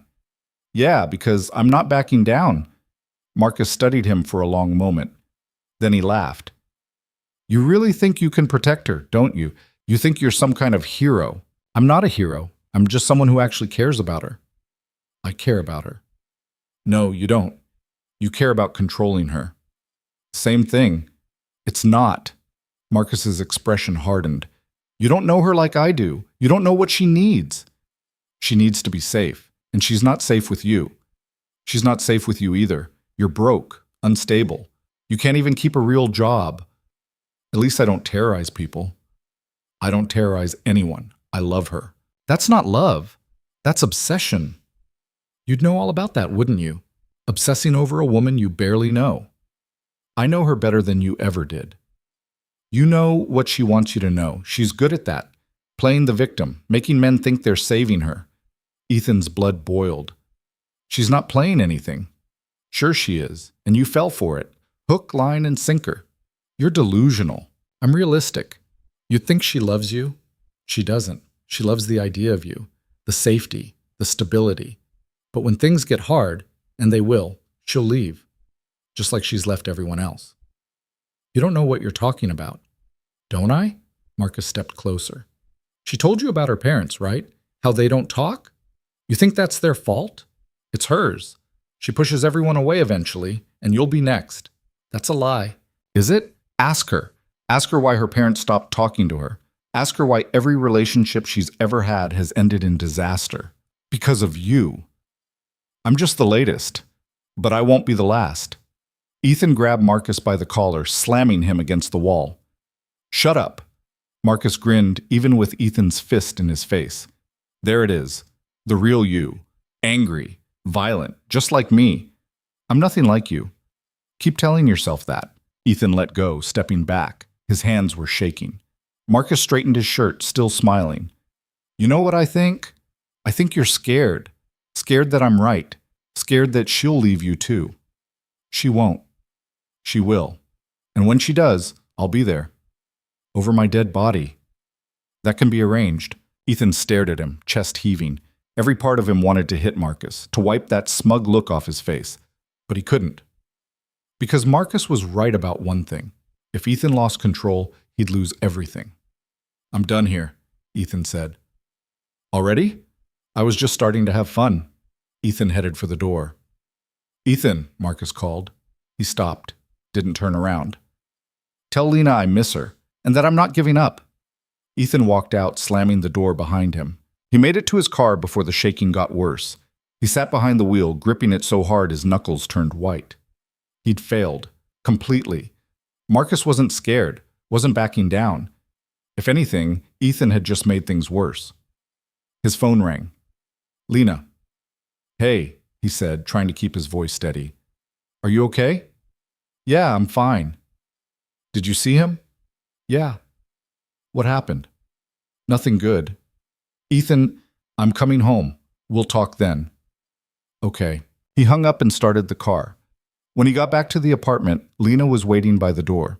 She took one look at his face and knew. "It didn't work," she said. "No." "What did he say?" Ethan ran a hand through his hair, that he's not giving up, that he'll always be there. Lena's face crumpled. "I'm so sorry." "Don't apologize. This is my fault." "It's his fault, not yours. I should have left sooner, before he got this bad. You did leave, that's what matters. But he's still here, still ruining everything." Ethan pulled her close. "He's not ruining anything." "Yes, he is. Look at what he's doing to you, to Mia, to us. We're still here. We're still fighting." "For how long?" Ethan didn't have an answer. They spent the rest of the day in tense silence. Ethan kept checking his phone, waiting for another message, another threat. It didn't come. That night, Lena couldn't sleep. She tossed and turned, eventually giving up and sitting by the window. Ethan found her there around 2 in the morning. "Can't sleep?" he asked. "No." "What are you thinking about?" "Everything, nothing, I don't know." She looked at him. "Do you ever regret meeting me?" "Never." "Not even now?" "Especially not now." "Why?" "Because you make me want to be better, braver, stronger. I make you a target. You make me happy." Lena's eyes filled with tears. "I don't deserve you." "Stop saying that. It's true." "It's not." Ethan sat beside her. "You know what I see when I look at you?" "What?" "Someone who survived, someone who fought her way out of hell and kept going. That's not weakness, Lena. That's strength." "I don't feel strong." "You are. You just don't see it yet." She leaned against him. "What are we going to do?" "I don't know, but we'll figure it out." "What if we can't? Then we'll keep trying." "What if that's not enough?" "It will be." "You don't know that." "I believe it, and I need you to believe it too." Lena closed her eyes. "I'm trying. That's all I'm asking." They sat there in silence until the sun came up. The next day, everything changed. Ethan was at the bookstore when his mom called, voice panicked. "Ethan, someone's outside the house." His blood turned to ice. "Who?" "I don't know. A man. He's just standing there staring at the windows." "Did you call the police?" "They're on their way." "But I'm scared." "Where's Mia?" "In her room. I locked the door." "Keep her there. I'm coming." He left immediately, driving faster than he should have. When he got to his mom's house, a police car was already there. The man was gone. Ethan ran inside. His mom was sitting on the couch, holding Mia, both of them pale. "Are you okay?" Ethan asked, kneeling in front of them. "We're fine," his mom said. "He didn't do anything, just stood there." "Did the cops get him?" "No, he left before they arrived." "Did you get a description?" "Tall, dark hair, expensive jacket." Ethan's jaw clenched. "Marcus." "It was him," he said. "Who?" "Lena's ex." His mom's eyes widened. "He came here?" "Yeah." "Why?" "To scare us, to show he can get to Mia. That's—" His mom's voice shook. "That's insane." "I know. What are you going to do?" Ethan looked at Mia, who was clinging to his mom, wide-eyed and terrified. "I'm going to end this," he said. "How?" "I don't know yet, but I will." His mom grabbed his arm. "Don't do anything stupid." "I won't." "Ethan, I won't, I promise." But he was lying, because at this point he didn't care what it took. Marcus had gone after his daughter, and that was unforgivable. He took Mia and his mom to the apartment, told them to stay inside, lock the doors, don't open them for anyone. Then he called Lena. "He went to my mom's house," he said. "What?" "Marcus. He showed up, scared the hell out of Mia and my mom." "Oh my, Ethan, I'm so sorry." "I need you to stay inside. Don't go to work. Don't go anywhere." "Okay." "I mean it, Lena. He's escalating. I don't know what he's going to do next." "What are you going to do?" "Whatever it takes." "Ethan, I have to go." He hung up before she could argue. Then he called the one person he thought might be able to help. An old friend from high school who'd become a cop. "Jake? It's Ethan Cole." "Ethan, Man, it's been years. What's up? I need help. There's a guy harassing my girlfriend and my family. We've got a restraining order, but he's not stopping. He showed up at my mom's house today, scared my daughter. Jake was quiet for a moment. You got proof it was him? My mom saw him, gave a description. It matches. That's not enough for an arrest. Not unless he violated the order by making contact. He stood outside the house. That's intimidation. It's not contact. So what, we just wait until he does something worse? I know it's frustrating, but without proof, there has to be something. Jake sighed. Look, unofficially, document everything. Every sighting, every message, every interaction. Build a case. And if he makes one wrong move, we'll be ready. And if he doesn't, then I don't know what to tell you. Ethan closed his eyes. Thanks, Jake. Be careful, man. Guys like this, they don't stop until someone stops them. I know. He hung up and sat in his car, staring at nothing. Jake was right. Marcus wasn't going to stop, which meant Ethan had to, and he knew exactly how. That night, Ethan waited until Lena was asleep. Then he got dressed, grabbed his jacket, and left. He drove to Marcus's building, parked across the street, and waited. 2 hours later, Marcus came out, heading for his car. Ethan got out and followed. Marcus? He called. Marcus turned, surprised. Then he smiled. Couldn't stay away, huh? We need to talk. We already did. Not like this, Marcus crossed his arms. Okay, I'm listening. Ethan stepped closer, voice low and hard. You went to my mom's house. You scared my daughter. Did I? Don't play dumb. I went for a walk. It's a free country. You knew exactly what you were doing. Prove it. Ethan's fists clenched. You stay away from them. All of them. Or what? Or I'll make you. Marcus laughed. You keep saying that, but you never do anything. I'm done talking. Then what are you going to do? Hit me? Go ahead. I'll have you arrested before you can blink. Ethan grabbed him by the collar, slamming him against his car. You think I care about getting arrested? You think I care about anything except keeping them safe? Marcus grinned, even with Ethan's fist in his face. There it is. The real you. Shut up. You're just like me. Angry, desperate, willing to do anything. I'm nothing like you. Keep telling yourself that. Ethan let go, stepping back. His hands were shaking. Marcus straightened his jacket. You know what your problem is? You think you're the hero, but you're not. You're just another guy who can't control his temper. At least I don't stalk women. I don't stalk. I protect. You terrorize. I love. That's not love. Says you. Ethan stared at him, chest heaving. This ends tonight. How? You're going to leave. Boston, the state. I don't care. But you're going to disappear. Marcus laughed. Why would I do that? Because if you don't, I'll make your life hell. You can't touch me. Watch me. You got nothing. No proof, no leverage, nothing.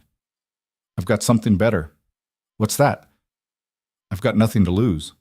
Marcus's smile faded. What's that supposed to mean? It means I don't care what happens to me as long as you're gone. You're bluffing. Am I? They stared at each other. Then Marcus's phone rang. He pulled it out, glanced at the screen, and smirked. Speak of the devil, he said. He answered. Hey, baby, miss me? Ethan's blood ran cold. Yeah, I know you're with him, but you'll be back. You always come back. He hung up and looked at Ethan. That was Lena. She's worried about you. Thinks you're going to do something stupid. Stay away from her. Can't do that. She's mine. She's not. We'll see. Ethan lunged forward, but Marcus was ready. He sidestepped, and Ethan stumbled. Marcus laughed. Pathetic. Ethan turned, fists raised. But Marcus pulled something from his jacket. A knife. Go ahead, Marcus said. Try it. Give me an excuse. Ethan froze. Marcus smiled. That's what I thought. He got in his car and drove off, leaving Ethan standing in the parking lot, shaking with rage and helplessness. When Ethan got home, Lena was waiting. Where were you? She asked. Nowhere. Don't lie to me. I went to see Marcus. Her face went pale. Why? To end this. Did it work? No? Ethan, he pulled a knife on me. Lena's hand flew to her mouth. What? I confronted him. He pulled a knife, said if I tried anything, he'd use it. Oh my, Lena started crying. This is getting out of control. I know. We have to do something. We are. We're documenting everything, building a case. That's not enough. It's all we have. Then we need more. Ethan pulled her close. I'm not letting him win. What if we can't stop him? We will. How? I don't know yet, but we will.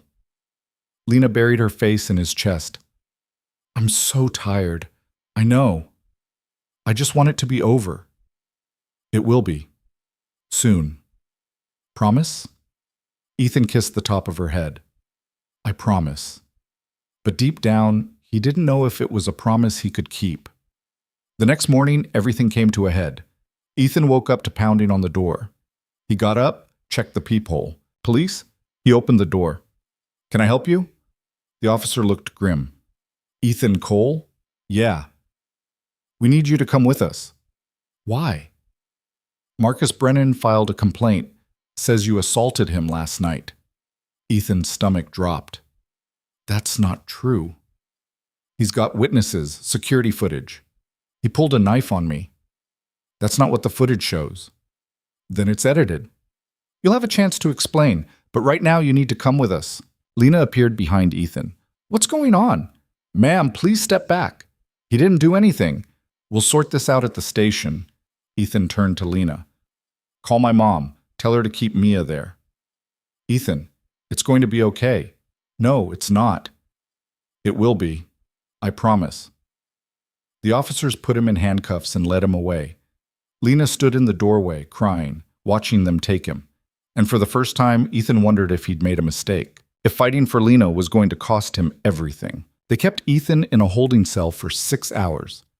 6 hours of sitting on a metal bench, staring at concrete walls, replaying everything in his head. The security footage Marcus had supposedly doctored, the witnesses he'd paid off or manipulated, the knife that wouldn't show up anywhere because Marcus had made sure of it.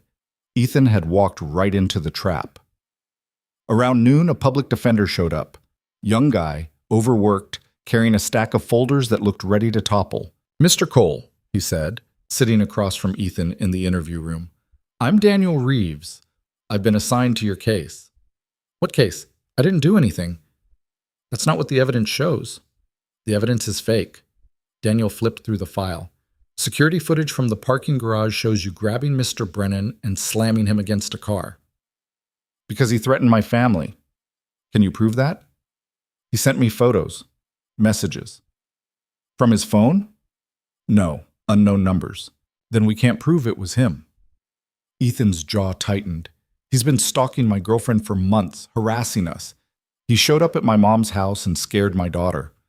Is there a police report? Multiple. And what did the police do?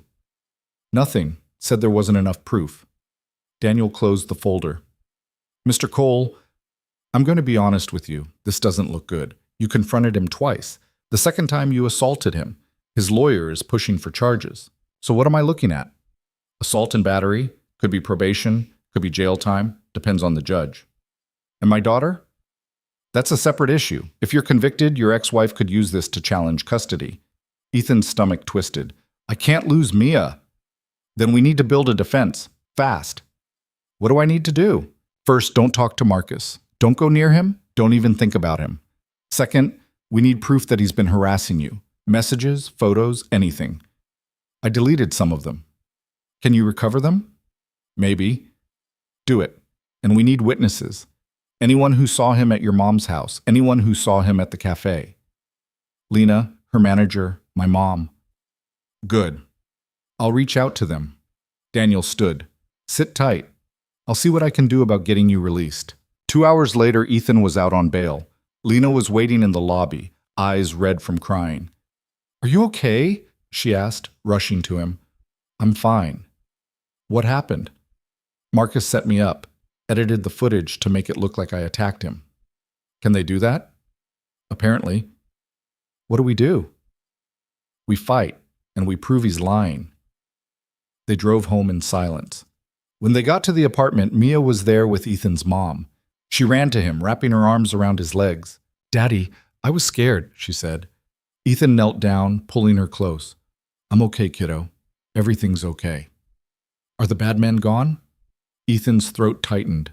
"Not yet, but they will be." His mom pulled him aside while Lena took Mia to her room. "What's the plan?" she asked. "I don't know yet, but I'm not letting him win." "Ethan, you need to be smart about this. If you get convicted, I won't. You don't know that. Then I'll fight it, whatever it takes." His mom looked at him, eyes filled with worry. "Just don't lose yourself in the process." "I won't. I mean it. I've seen what revenge does to people. It destroys them. This isn't revenge. It's protection. It's the same thing. You're letting him control you." "I'm not." "You are. Every decision you make is about him, about stopping him, about proving you're better than him. But you're not thinking about what happens after." Ethan looked away. "I don't care about after. I care about now." "And what about Mia? What about Lena? What happens to them if you go to prison?" "I'm not going to prison." "You might. And then what? Marcus wins, and they lose you." Ethan didn't have an answer. That night he sat with Lena on the couch, both of them exhausted. "I talked to your lawyer," Lena said. "Gave him my statement. He said it might help." "Thanks." "Ethan, I need to tell you something." "What?" She took a breath. "I'm thinking about talking to Marcus." Ethan's head snapped up. "What?" "No. Hear me out. Absolutely not. If I can get him to admit what he's doing, he won't. And even if he does, you'll be putting yourself in danger." "I'm already in danger." "Not like that. Lena, he's obsessed with you. If you go to him, he'll see it as you coming back. Then I'll make it clear I'm not. He won't care. He'll twist it, use it against you. So what? I just do nothing? You stay safe. That's what you do." Lena's eyes filled with tears. "I can't just sit here and watch him destroy your life." "He's not destroying anything." "Yes, he is. You got arrested because of me. I got arrested because of him. It's the same thing." "It's not." "Ethan." "Lena, listen to me." He took her hands. "This is not your fault. None of it. And you going to him won't fix anything. It'll just make things worse." "Then what do we do?" "We wait. We build our case, and we trust that the truth will come out." "What if it doesn't?" "It will." "You don't know that." "I believe it." Lena leaned against him, crying. "I'm so scared." "I know, but we're going to get through this." "Together?" "Together." The next few days were a blur. Daniel worked on the case, gathering statements, reviewing footage, building a defense. Ethan went back to the bookstore, trying to keep things normal for Mia. Lena stayed home, too scared to go to work. And Marcus stayed quiet. Too quiet. Ethan knew it was the calm before the storm. He was right. A week later, Daniel called. "We've got a problem," he said. "What kind of problem?" "Marcus's lawyer filed for a restraining order against you." Ethan's stomach dropped. "What?" "He's claiming you've been harassing him, that you showed up at his apartment twice, threatened him, assaulted him. He's asking the judge to keep you away from him." "That's insane." "It's strategic. If the judge grants it and you violate it, you're looking at jail time. No bail. So what do I do?" "Stay away from him. Don't give him any ammunition." "I already am staying away." "Good. Keep it that way." Ethan hung up and sat down, head in his hands. Marcus was tightening the noose, and there was nothing Ethan could do about it. That night, Lena found him sitting on the floor of the bathroom, staring at the wall. "Ethan?" He didn't respond. She sat beside him. "Talk to me." "He's winning." "No, he's not." "He is. He's got the cops, the lawyers, the judges. He's got everything, and I've got nothing. You've got me. You've got Mia. You've got people who love you. Love doesn't matter in court. It matters everywhere else." Ethan looked at her. "What if I lose? What if they convict me, and I lose Mia? And stop. I can't stop." She grabbed his face, forcing him to look at her. "You're not losing. We're not losing. We're going to fight this, and we're going to win." "How can you be so sure?" "Because I know you, and I know you don't give up." "Maybe I should." "You don't mean that." Don't I? Look at what this is doing. To you, to Mia, to my mom. Maybe if you just what? Let him win? Let him take everything from you? At least you'd be safe. I'm not safe without you. Ethan closed his eyes. I don't know what to do anymore. You keep fighting. That's what you do. I'm tired, Lena. I know, but you can't stop now. Why not? Because Mia needs you. I need you, and you're the only person who's ever stood up to him. Ethan opened his eyes. What if that's not enough? Then we find another way. But we don't give up. She kissed him, soft and desperate, and Ethan held her like she was the only thing keeping him tethered to the earth. The hearing was set for 2 weeks later. Ethan spent every day preparing with Daniel, going over his statement, practicing his answers. Lena gave her testimony, detailing Marcus's history of abuse, the restraining order, the harassment. Ethan's mom testified about the day Marcus showed up at her house. The cafe manager corroborated Lena's story. But Marcus's lawyer was good. He twisted everything, made Ethan look unstable, obsessive, violent. The judge listened, stone-faced. At the end of the hearing, she looked at Ethan. Mr. Cole, I've reviewed the evidence, and while I believe there's merit to your claims about Mr. Brennan's behavior, I cannot ignore the fact that you confronted him. Twice. And the second time resulted in physical contact. He threatened my family, Ethan said. That's not what the evidence shows. Because he manipulated it. That's speculation, not fact. Ethan's jaw clenched. The judge sighed. Here's what I'm going to do. I'm dismissing the assault charges, but I'm granting Mr. Brennan's request for a restraining order. You are to stay at least 500 feet away from him at all times. Violation of this order will result in immediate arrest. Do you understand? Yes, Ethan said quietly. Good. Court adjourned. Ethan walked out, numb. Lena grabbed his hand. It's not a conviction. It's close enough. But you're free. For now. They drove home in silence. That night, Marcus sent a message. Told you I'd win. Ethan stared at it, fists clenched. Lena took the phone from his hand. Don't respond. I want to. I know, but you can't. He's gloating. Let him. It doesn't change anything. It changes everything. No, it doesn't. You're still here. We're still together. That's what matters. Ethan looked at her. How do you stay so strong? Because I have to, and because you've shown me how. I don't feel strong. You are. You just don't see it. Ethan pulled her close, burying his face in her hair. I love you, he whispered. I love you too. They stayed like that for a long time. 2 days later, everything shifted. Lena got a call from an unknown number. She almost didn't answer, but something made her pick up. Hello? Is this Lena? Who is this? My name's Rachel. I was Marcus's girlfriend, before you. Lena's breath caught. What do you want? I heard what's been happening with you and your boyfriend, and I wanted to help. Help how? I have proof of what Marcus did to me. Messages, recordings, photos, things I saved because I was too scared to use them. But I can't watch him do this to someone else. Lena's heart pounded. Why now? Because I saw the news about the hearing, and I realized if I don't do something, he's going to destroy you like he tried to destroy me. Can you send me what you have? I can do better. I can testify. Lena called Ethan immediately. She has proof, Lena said, breathless. Marcus's ex. She has proof of everything he did. Are you sure it's real? I don't know, but we have to try. Ethan called Daniel, who agreed to meet with Rachel. 3 days later, they sat in Daniel's office, watching Rachel lay out everything. Messages where Marcus threatened her, recordings of him screaming, breaking things, photos of bruises, broken furniture, slashed tires. It was damning. This changes everything, Daniel said. Can we reopen the case? Ethan asked. We can file a motion, show that Marcus has a pattern of behavior. It won't overturn the restraining order, but it might get the charges against you dropped permanently, and it could be enough to get a restraining order against him. Do it, Lena said. Daniel filed the motion that afternoon. A week later, they were back in court. Marcus's lawyer tried to discredit Rachel, but her evidence was too strong.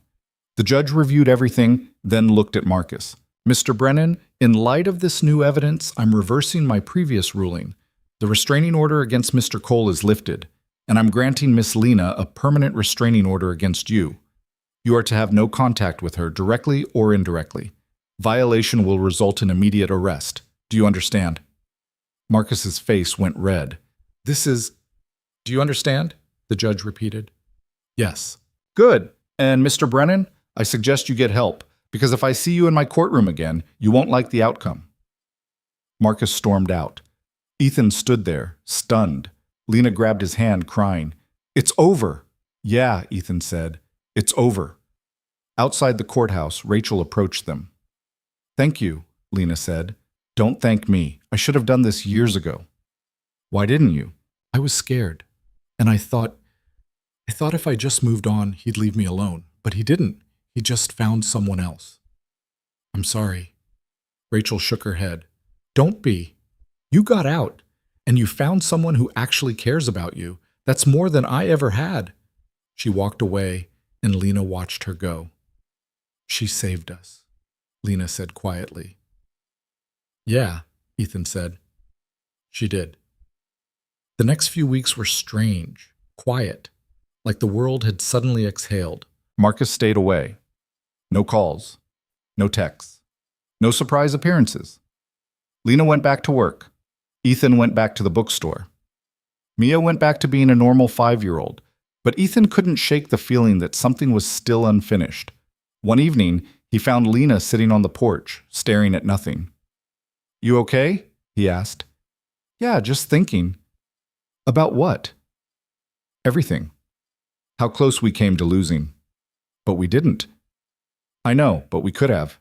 Ethan sat beside her. "What are you really thinking about?" Lena looked at him. "I'm thinking about how lucky I am. To have you, to have Mia, to have this. We're the lucky ones." "No, you are. You didn't have to take me in, didn't have to fight for me. But you did. Because I love you." "I know, and that's what scares me." "What do you mean?"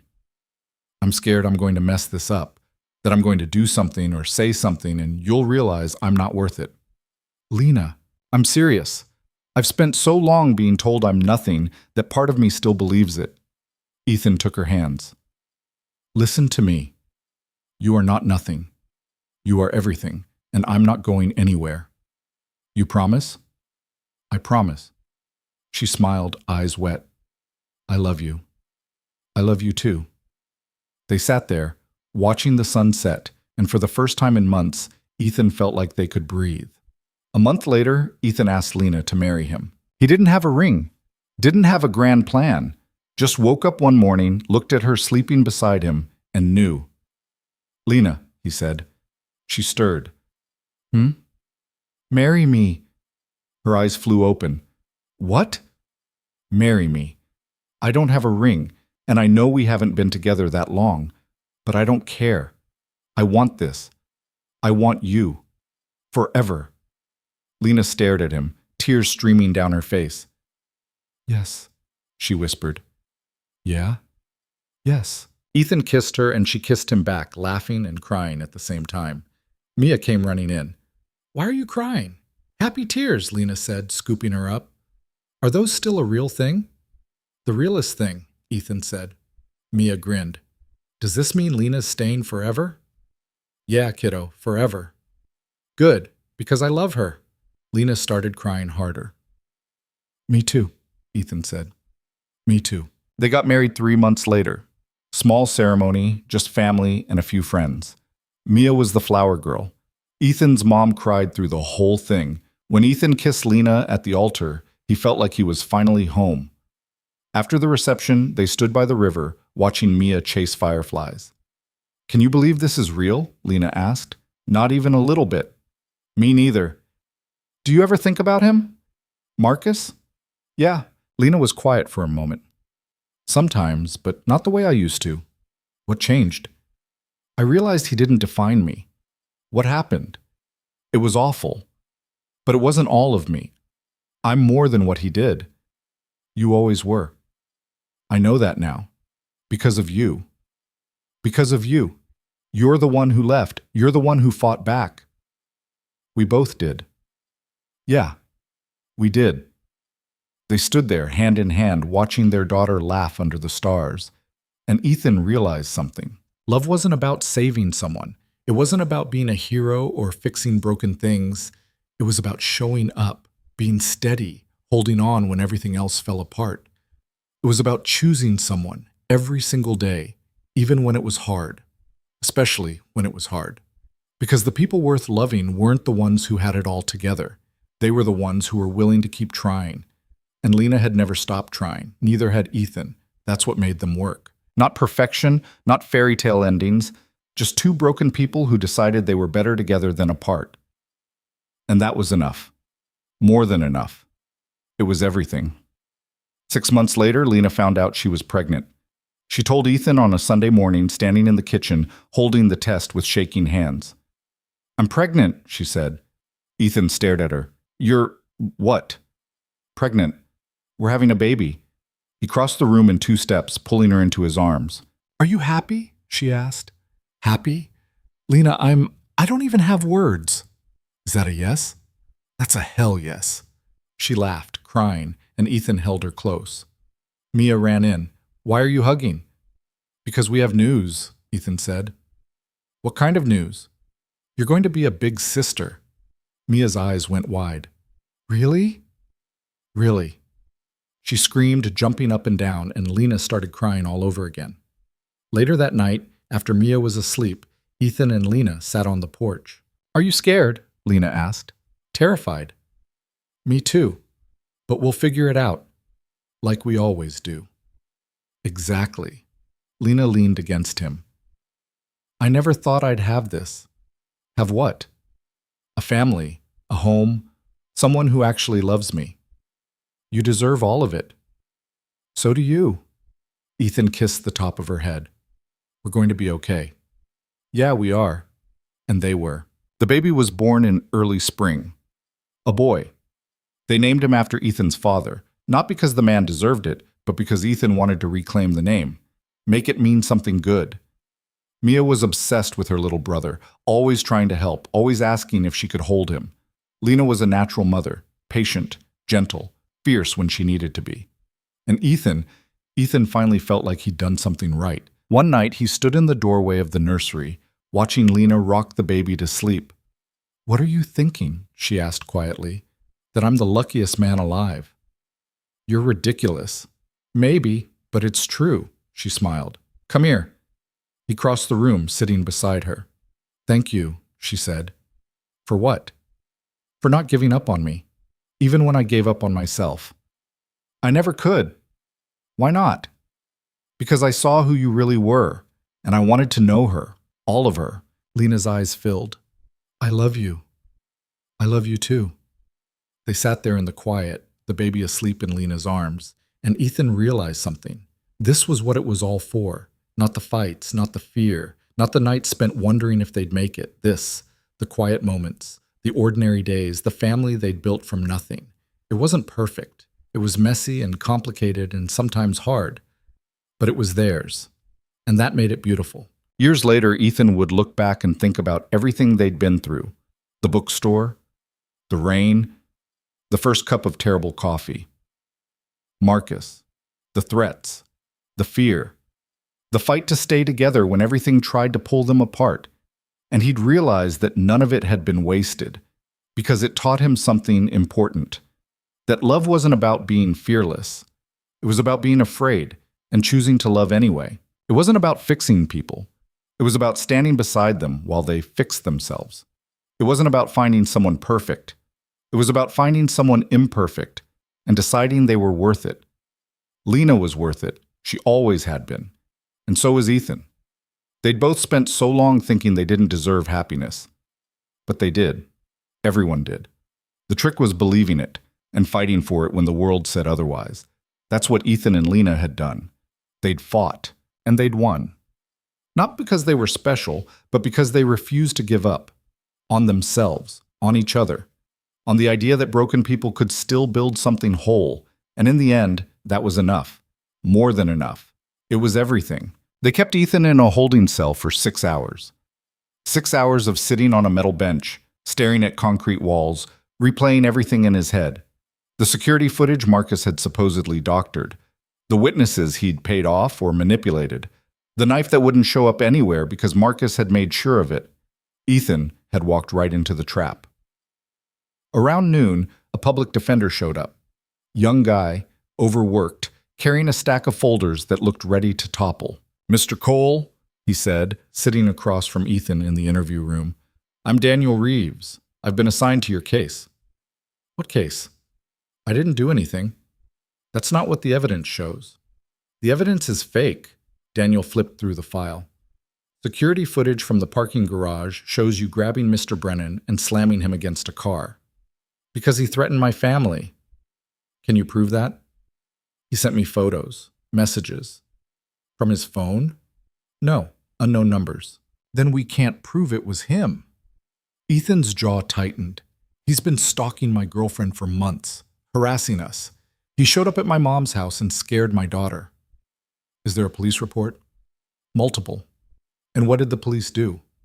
"Nothing. Said there wasn't enough proof." Daniel closed the folder. "Mr. Cole, I'm going to be honest with you. This doesn't look good. You confronted him twice. The second time you assaulted him. His lawyer is pushing for charges. So what am I looking at?" "Assault and battery. Could be probation. Could be jail time. Depends on the judge, say." "And my daughter?" "That's a separate issue. If you're convicted, your ex-wife could use this to challenge custody." Ethan's stomach twisted. "I can't lose Mia." "Then we need to build a defense. Fast." 2 hours later, Ethan was out on bail. Lena was waiting in the lobby, eyes red from crying.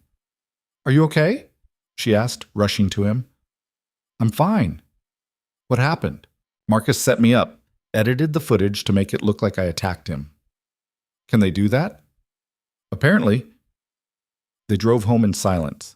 When they got to the apartment, Mia was there with Ethan's mom.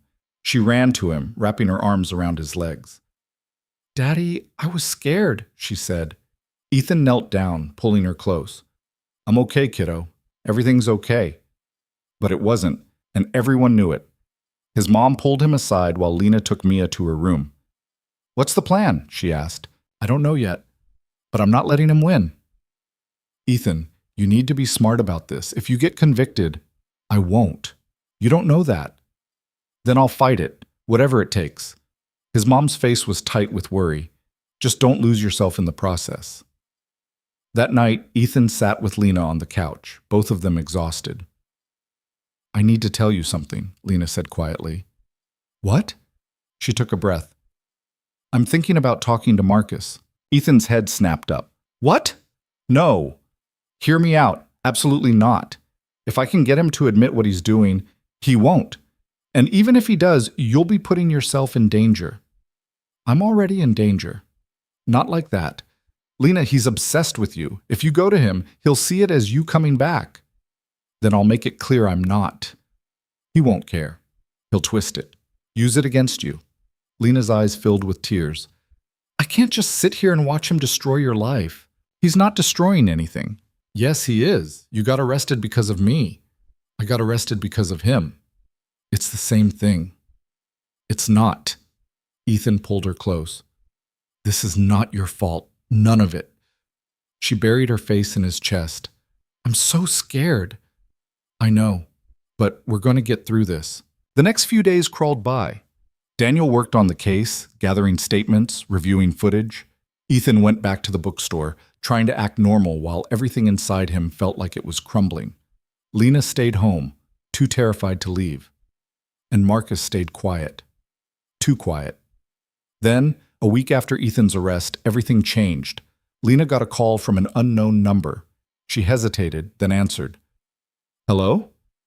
Is this Lena? Who is this?" "My name's Rachel. I was Marcus's girlfriend. Before you." Lena's breath caught. "What do you want?" "I heard what's been happening with you and your boyfriend, and I wanted to help." "Help how?" "I have proof of what Marcus did. To me. Messages, recordings, photos. Things I saved because I was too scared to use them. But I can't watch him do this to someone else. Lena's heart pounded. Why now? Because I saw the news about the hearing, and I realized if I don't do something, he's going to destroy you like he tried to destroy me. Can you send me what you have? I can do better. I can testify. Lena called Ethan immediately, voice shaking with something that felt like hope for the first time in weeks. 3 days later, they sat in Daniel's office with Rachel. She was in her late 20s, thin, nervous, but when she started talking, her voice was steady.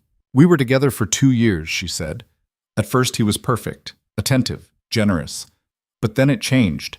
He started checking my phone, telling me who I could see, what I could wear. Did he ever get physical? Daniel asked. Once. He grabbed my arm so hard it left bruises. I told him I was leaving, and he cried, begged, said he'd get help, so I stayed. What made you finally leave? Rachel's voice cracked. He threatened my sister, said if I left him, he'd make sure she lost her job. I didn't believe him at first, but then she got fired 2 weeks later. No reason given. I knew it was him. Do you have proof? Rachel pulled out her phone and started scrolling. Messages where Marcus explicitly threatened her, recordings of him yelling, breaking things, photos of bruises, slashed tires, keyed cars. It was damning. Daniel leaned back in his chair. This changes everything. Can we reopen the case? Ethan asked. We can file a motion, show that Marcus has a pattern of behavior. It won't overturn the charges immediately, but it might get them dropped, and it could be enough to get a restraining order against him. Do it, Lena said. A week later, they were back in court. Marcus sat at the defendant's table, looking calm and confident. But when Rachel took the stand, his expression shifted. She told her story, showed the evidence, answered every question without hesitation. Marcus's lawyer tried to discredit her, but the evidence was too strong. The judge reviewed everything, then looked at Marcus. Mr. Brennan, in light of this new evidence, I'm reversing my previous decision regarding the restraining order against Mr. Cole. Furthermore, I'm granting Miss Lena a permanent restraining order against you. You are to have no contact with her, directly or indirectly. Violation will result in immediate arrest. Do you understand? Marcus's face went red. Do you understand? The judge repeated, voice sharp. Yes. Good. And Mr. Brennan? I suggest you get help, because if I see you in my courtroom again, you won't like the outcome. The gavel came down. Marcus stormed out without looking at anyone. Ethan stood there, stunned. Lena grabbed his hand, crying. It's over, she whispered. Yeah, Ethan said. It's over. Outside the courthouse, Rachel approached them. Thank you, Lena said, voice thick. Don't thank me. I should have done this years ago. Why didn't you? I was scared, and I thought if I just moved on, he'd leave me alone. But he didn't. He just found someone else. I'm sorry. Rachel shook her head.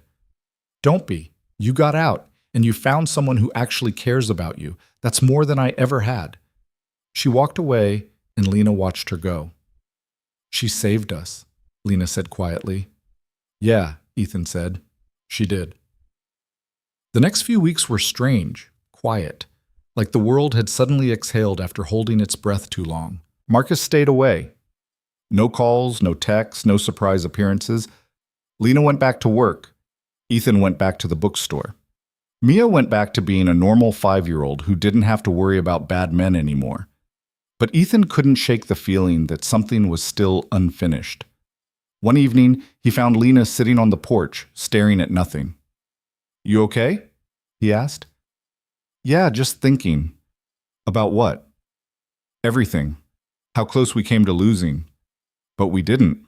I know, but we could have. Ethan sat beside her. What are you really thinking about? Lena looked at him.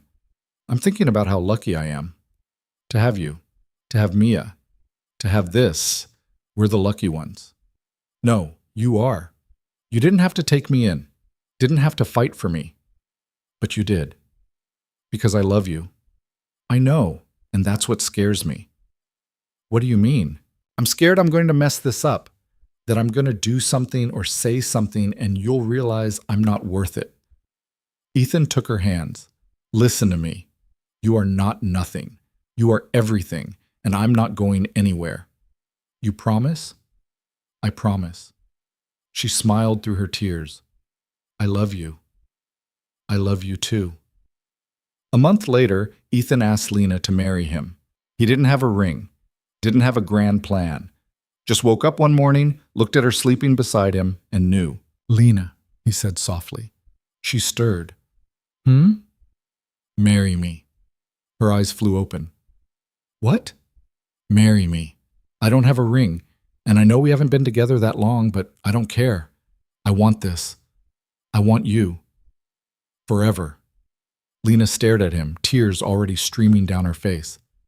Yes, she whispered. Yeah? Yes. Ethan kissed her, and she kissed him back, laughing and crying at the same time. Mia came running in. Why are you crying? Happy tears, Lena said, scooping her up. Are those still a real thing? The realest thing, Ethan said. Mia grinned. Does this mean Lena's staying forever? Yeah, kiddo. Forever. Good. Because I love her. Lena started crying harder. They got married 3 months later in a small ceremony at the courthouse. Mia was the flower girl. Ethan's mom cried through the whole thing. Paul from the bookstore showed up with a bouquet he'd clearly grabbed from a gas station, and it was perfect. When Ethan kissed Lena at the altar, he felt like he was finally home. After the reception, they stood by the river, watching Mia chase fireflies in the fading light. Can you believe this is real? Lena asked. Not even a little bit. Me neither. Do you ever think about him? Marcus? Yeah. Lena was quiet for a moment. Sometimes, but not the way I used to. What changed? I realized he didn't define me. What happened? It was awful. But it wasn't all of me. I'm more than what he did. You always were. I know that now. Because of you. Because of you. You're the one who left. You're the one who fought back. We both did. Yeah, we did. They stood there hand in hand, watching their daughter laugh under the stars. And Ethan realized something he'd been circling around for months but had never quite put into words. Love wasn't about saving someone. It wasn't about being a hero or fixing broken things. It was about showing up, being steady, holding on when everything else fell apart. It was about choosing someone every single day, even when it was hard. Especially when it was hard. Because the people worth loving weren't the ones who had it all together. They were the ones who were willing to keep trying, who looked at their scars and said, I'm still here, I'm still fighting. Lena had never stopped fighting, neither had Ethan. That's what made them work. Not perfection, not some fairy tale ending where everything tied up neatly, just two broken people who decided they were better together than apart. And that was enough, more than enough. It was everything. 6 months later, Lena found out she was pregnant. She told Ethan on a Sunday morning, standing in the kitchen, holding the test with shaking hands. I'm pregnant, she said. Ethan stared at her. You're... what? Pregnant. We're having a baby. He crossed the room in 2 steps, pulling her into his arms. Are you happy? She asked. Happy? Lena, I don't even have words. Is that a yes? That's a hell yes. She laughed, crying, and Ethan held her close. Mia ran in. Why are you hugging? Because we have news, Ethan said. What kind of news? You're going to be a big sister. Mia's eyes went wide. Really? Really? She screamed, jumping up and down, and Lena started crying all over again. The baby was born in early spring, a boy. They named him after Ethan's father, not because the man deserved it, but because Ethan wanted to reclaim the name, make it mean something good. Mia was obsessed with her little brother, always trying to help, always asking if she could hold him. Lena was a natural mother, patient, gentle, fierce when she needed to be. And Ethan finally felt like he'd done something right. One night he stood in the doorway of the nursery, watching Lena rock the baby to sleep. What are you thinking? She asked quietly. That I'm the luckiest man alive. You're ridiculous. Maybe, but it's true. She smiled. Come here. He crossed the room, sitting beside her. Thank you, she said. For what? For not giving up on me, even when I gave up on myself. I never could. Why not? Because I saw who you really were. And I wanted to know her, all of her. Lena's eyes filled. I love you. I love you too. They sat there in the quiet, the baby asleep in Lena's arms, and Ethan thought about everything they'd been through. The bookstore, the rain, the first cup of terrible coffee. Marcus. The threats. The fear that had nearly swallowed them whole. The fight to stay together when everything tried to pull them apart. And he realized none of it had been wasted, because it taught him something important, something he wished he'd known years ago when his marriage fell apart, and he thought he'd lost his chance at happiness. That love wasn't about being fearless. It was about being afraid and choosing to love anyway. It wasn't about fixing people. It was about standing beside them while they fix themselves. It wasn't about finding someone perfect. It was about finding someone imperfect and deciding they were worth it. Lena was worth it. She always had been. And so was Ethan. They'd both spent so long thinking they didn't deserve happiness, that their mistakes, their past, their scars made them unworthy of something good. But they did deserve it. Everyone did. The trick was believing it and fighting for it when the world said otherwise. That's what Ethan and Lena had done. They'd fought, and they'd won. Not because they were special or because some cosmic force decided they'd suffered enough, but because they refused to give up. On themselves. On each other. On the idea that broken people could still build something whole. Years later, Ethan would stand in that same nursery with his grandson, watching the same cycle repeat itself. Watching his daughter Mia navigate her own messy, complicated love story. Watching her make mistakes and pick herself back up. And he'd think about the night Lena walked into that bookstore, drenched and desperate and running from something she couldn't name. He'd think about how easily he could have turned her away, how many people probably had, but he hadn't.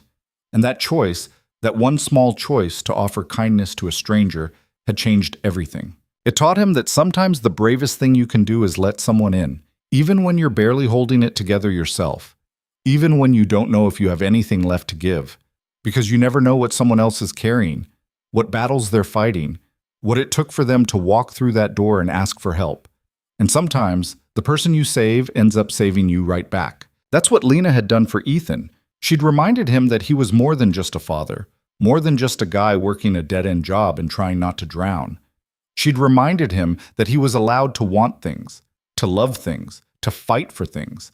And in return, he'd shown her that not all men were Marcus, that protection didn't have to come with control, that love could be steady and safe and real. They'd saved each other. Not in some dramatic movie-ending kind of way, but in the quiet moments, the ordinary days. The choice to stay when leaving would have been easier. That was the real love story. Not the beginning, with all its sparks and possibility, not the middle, with all its drama and fear, but the after.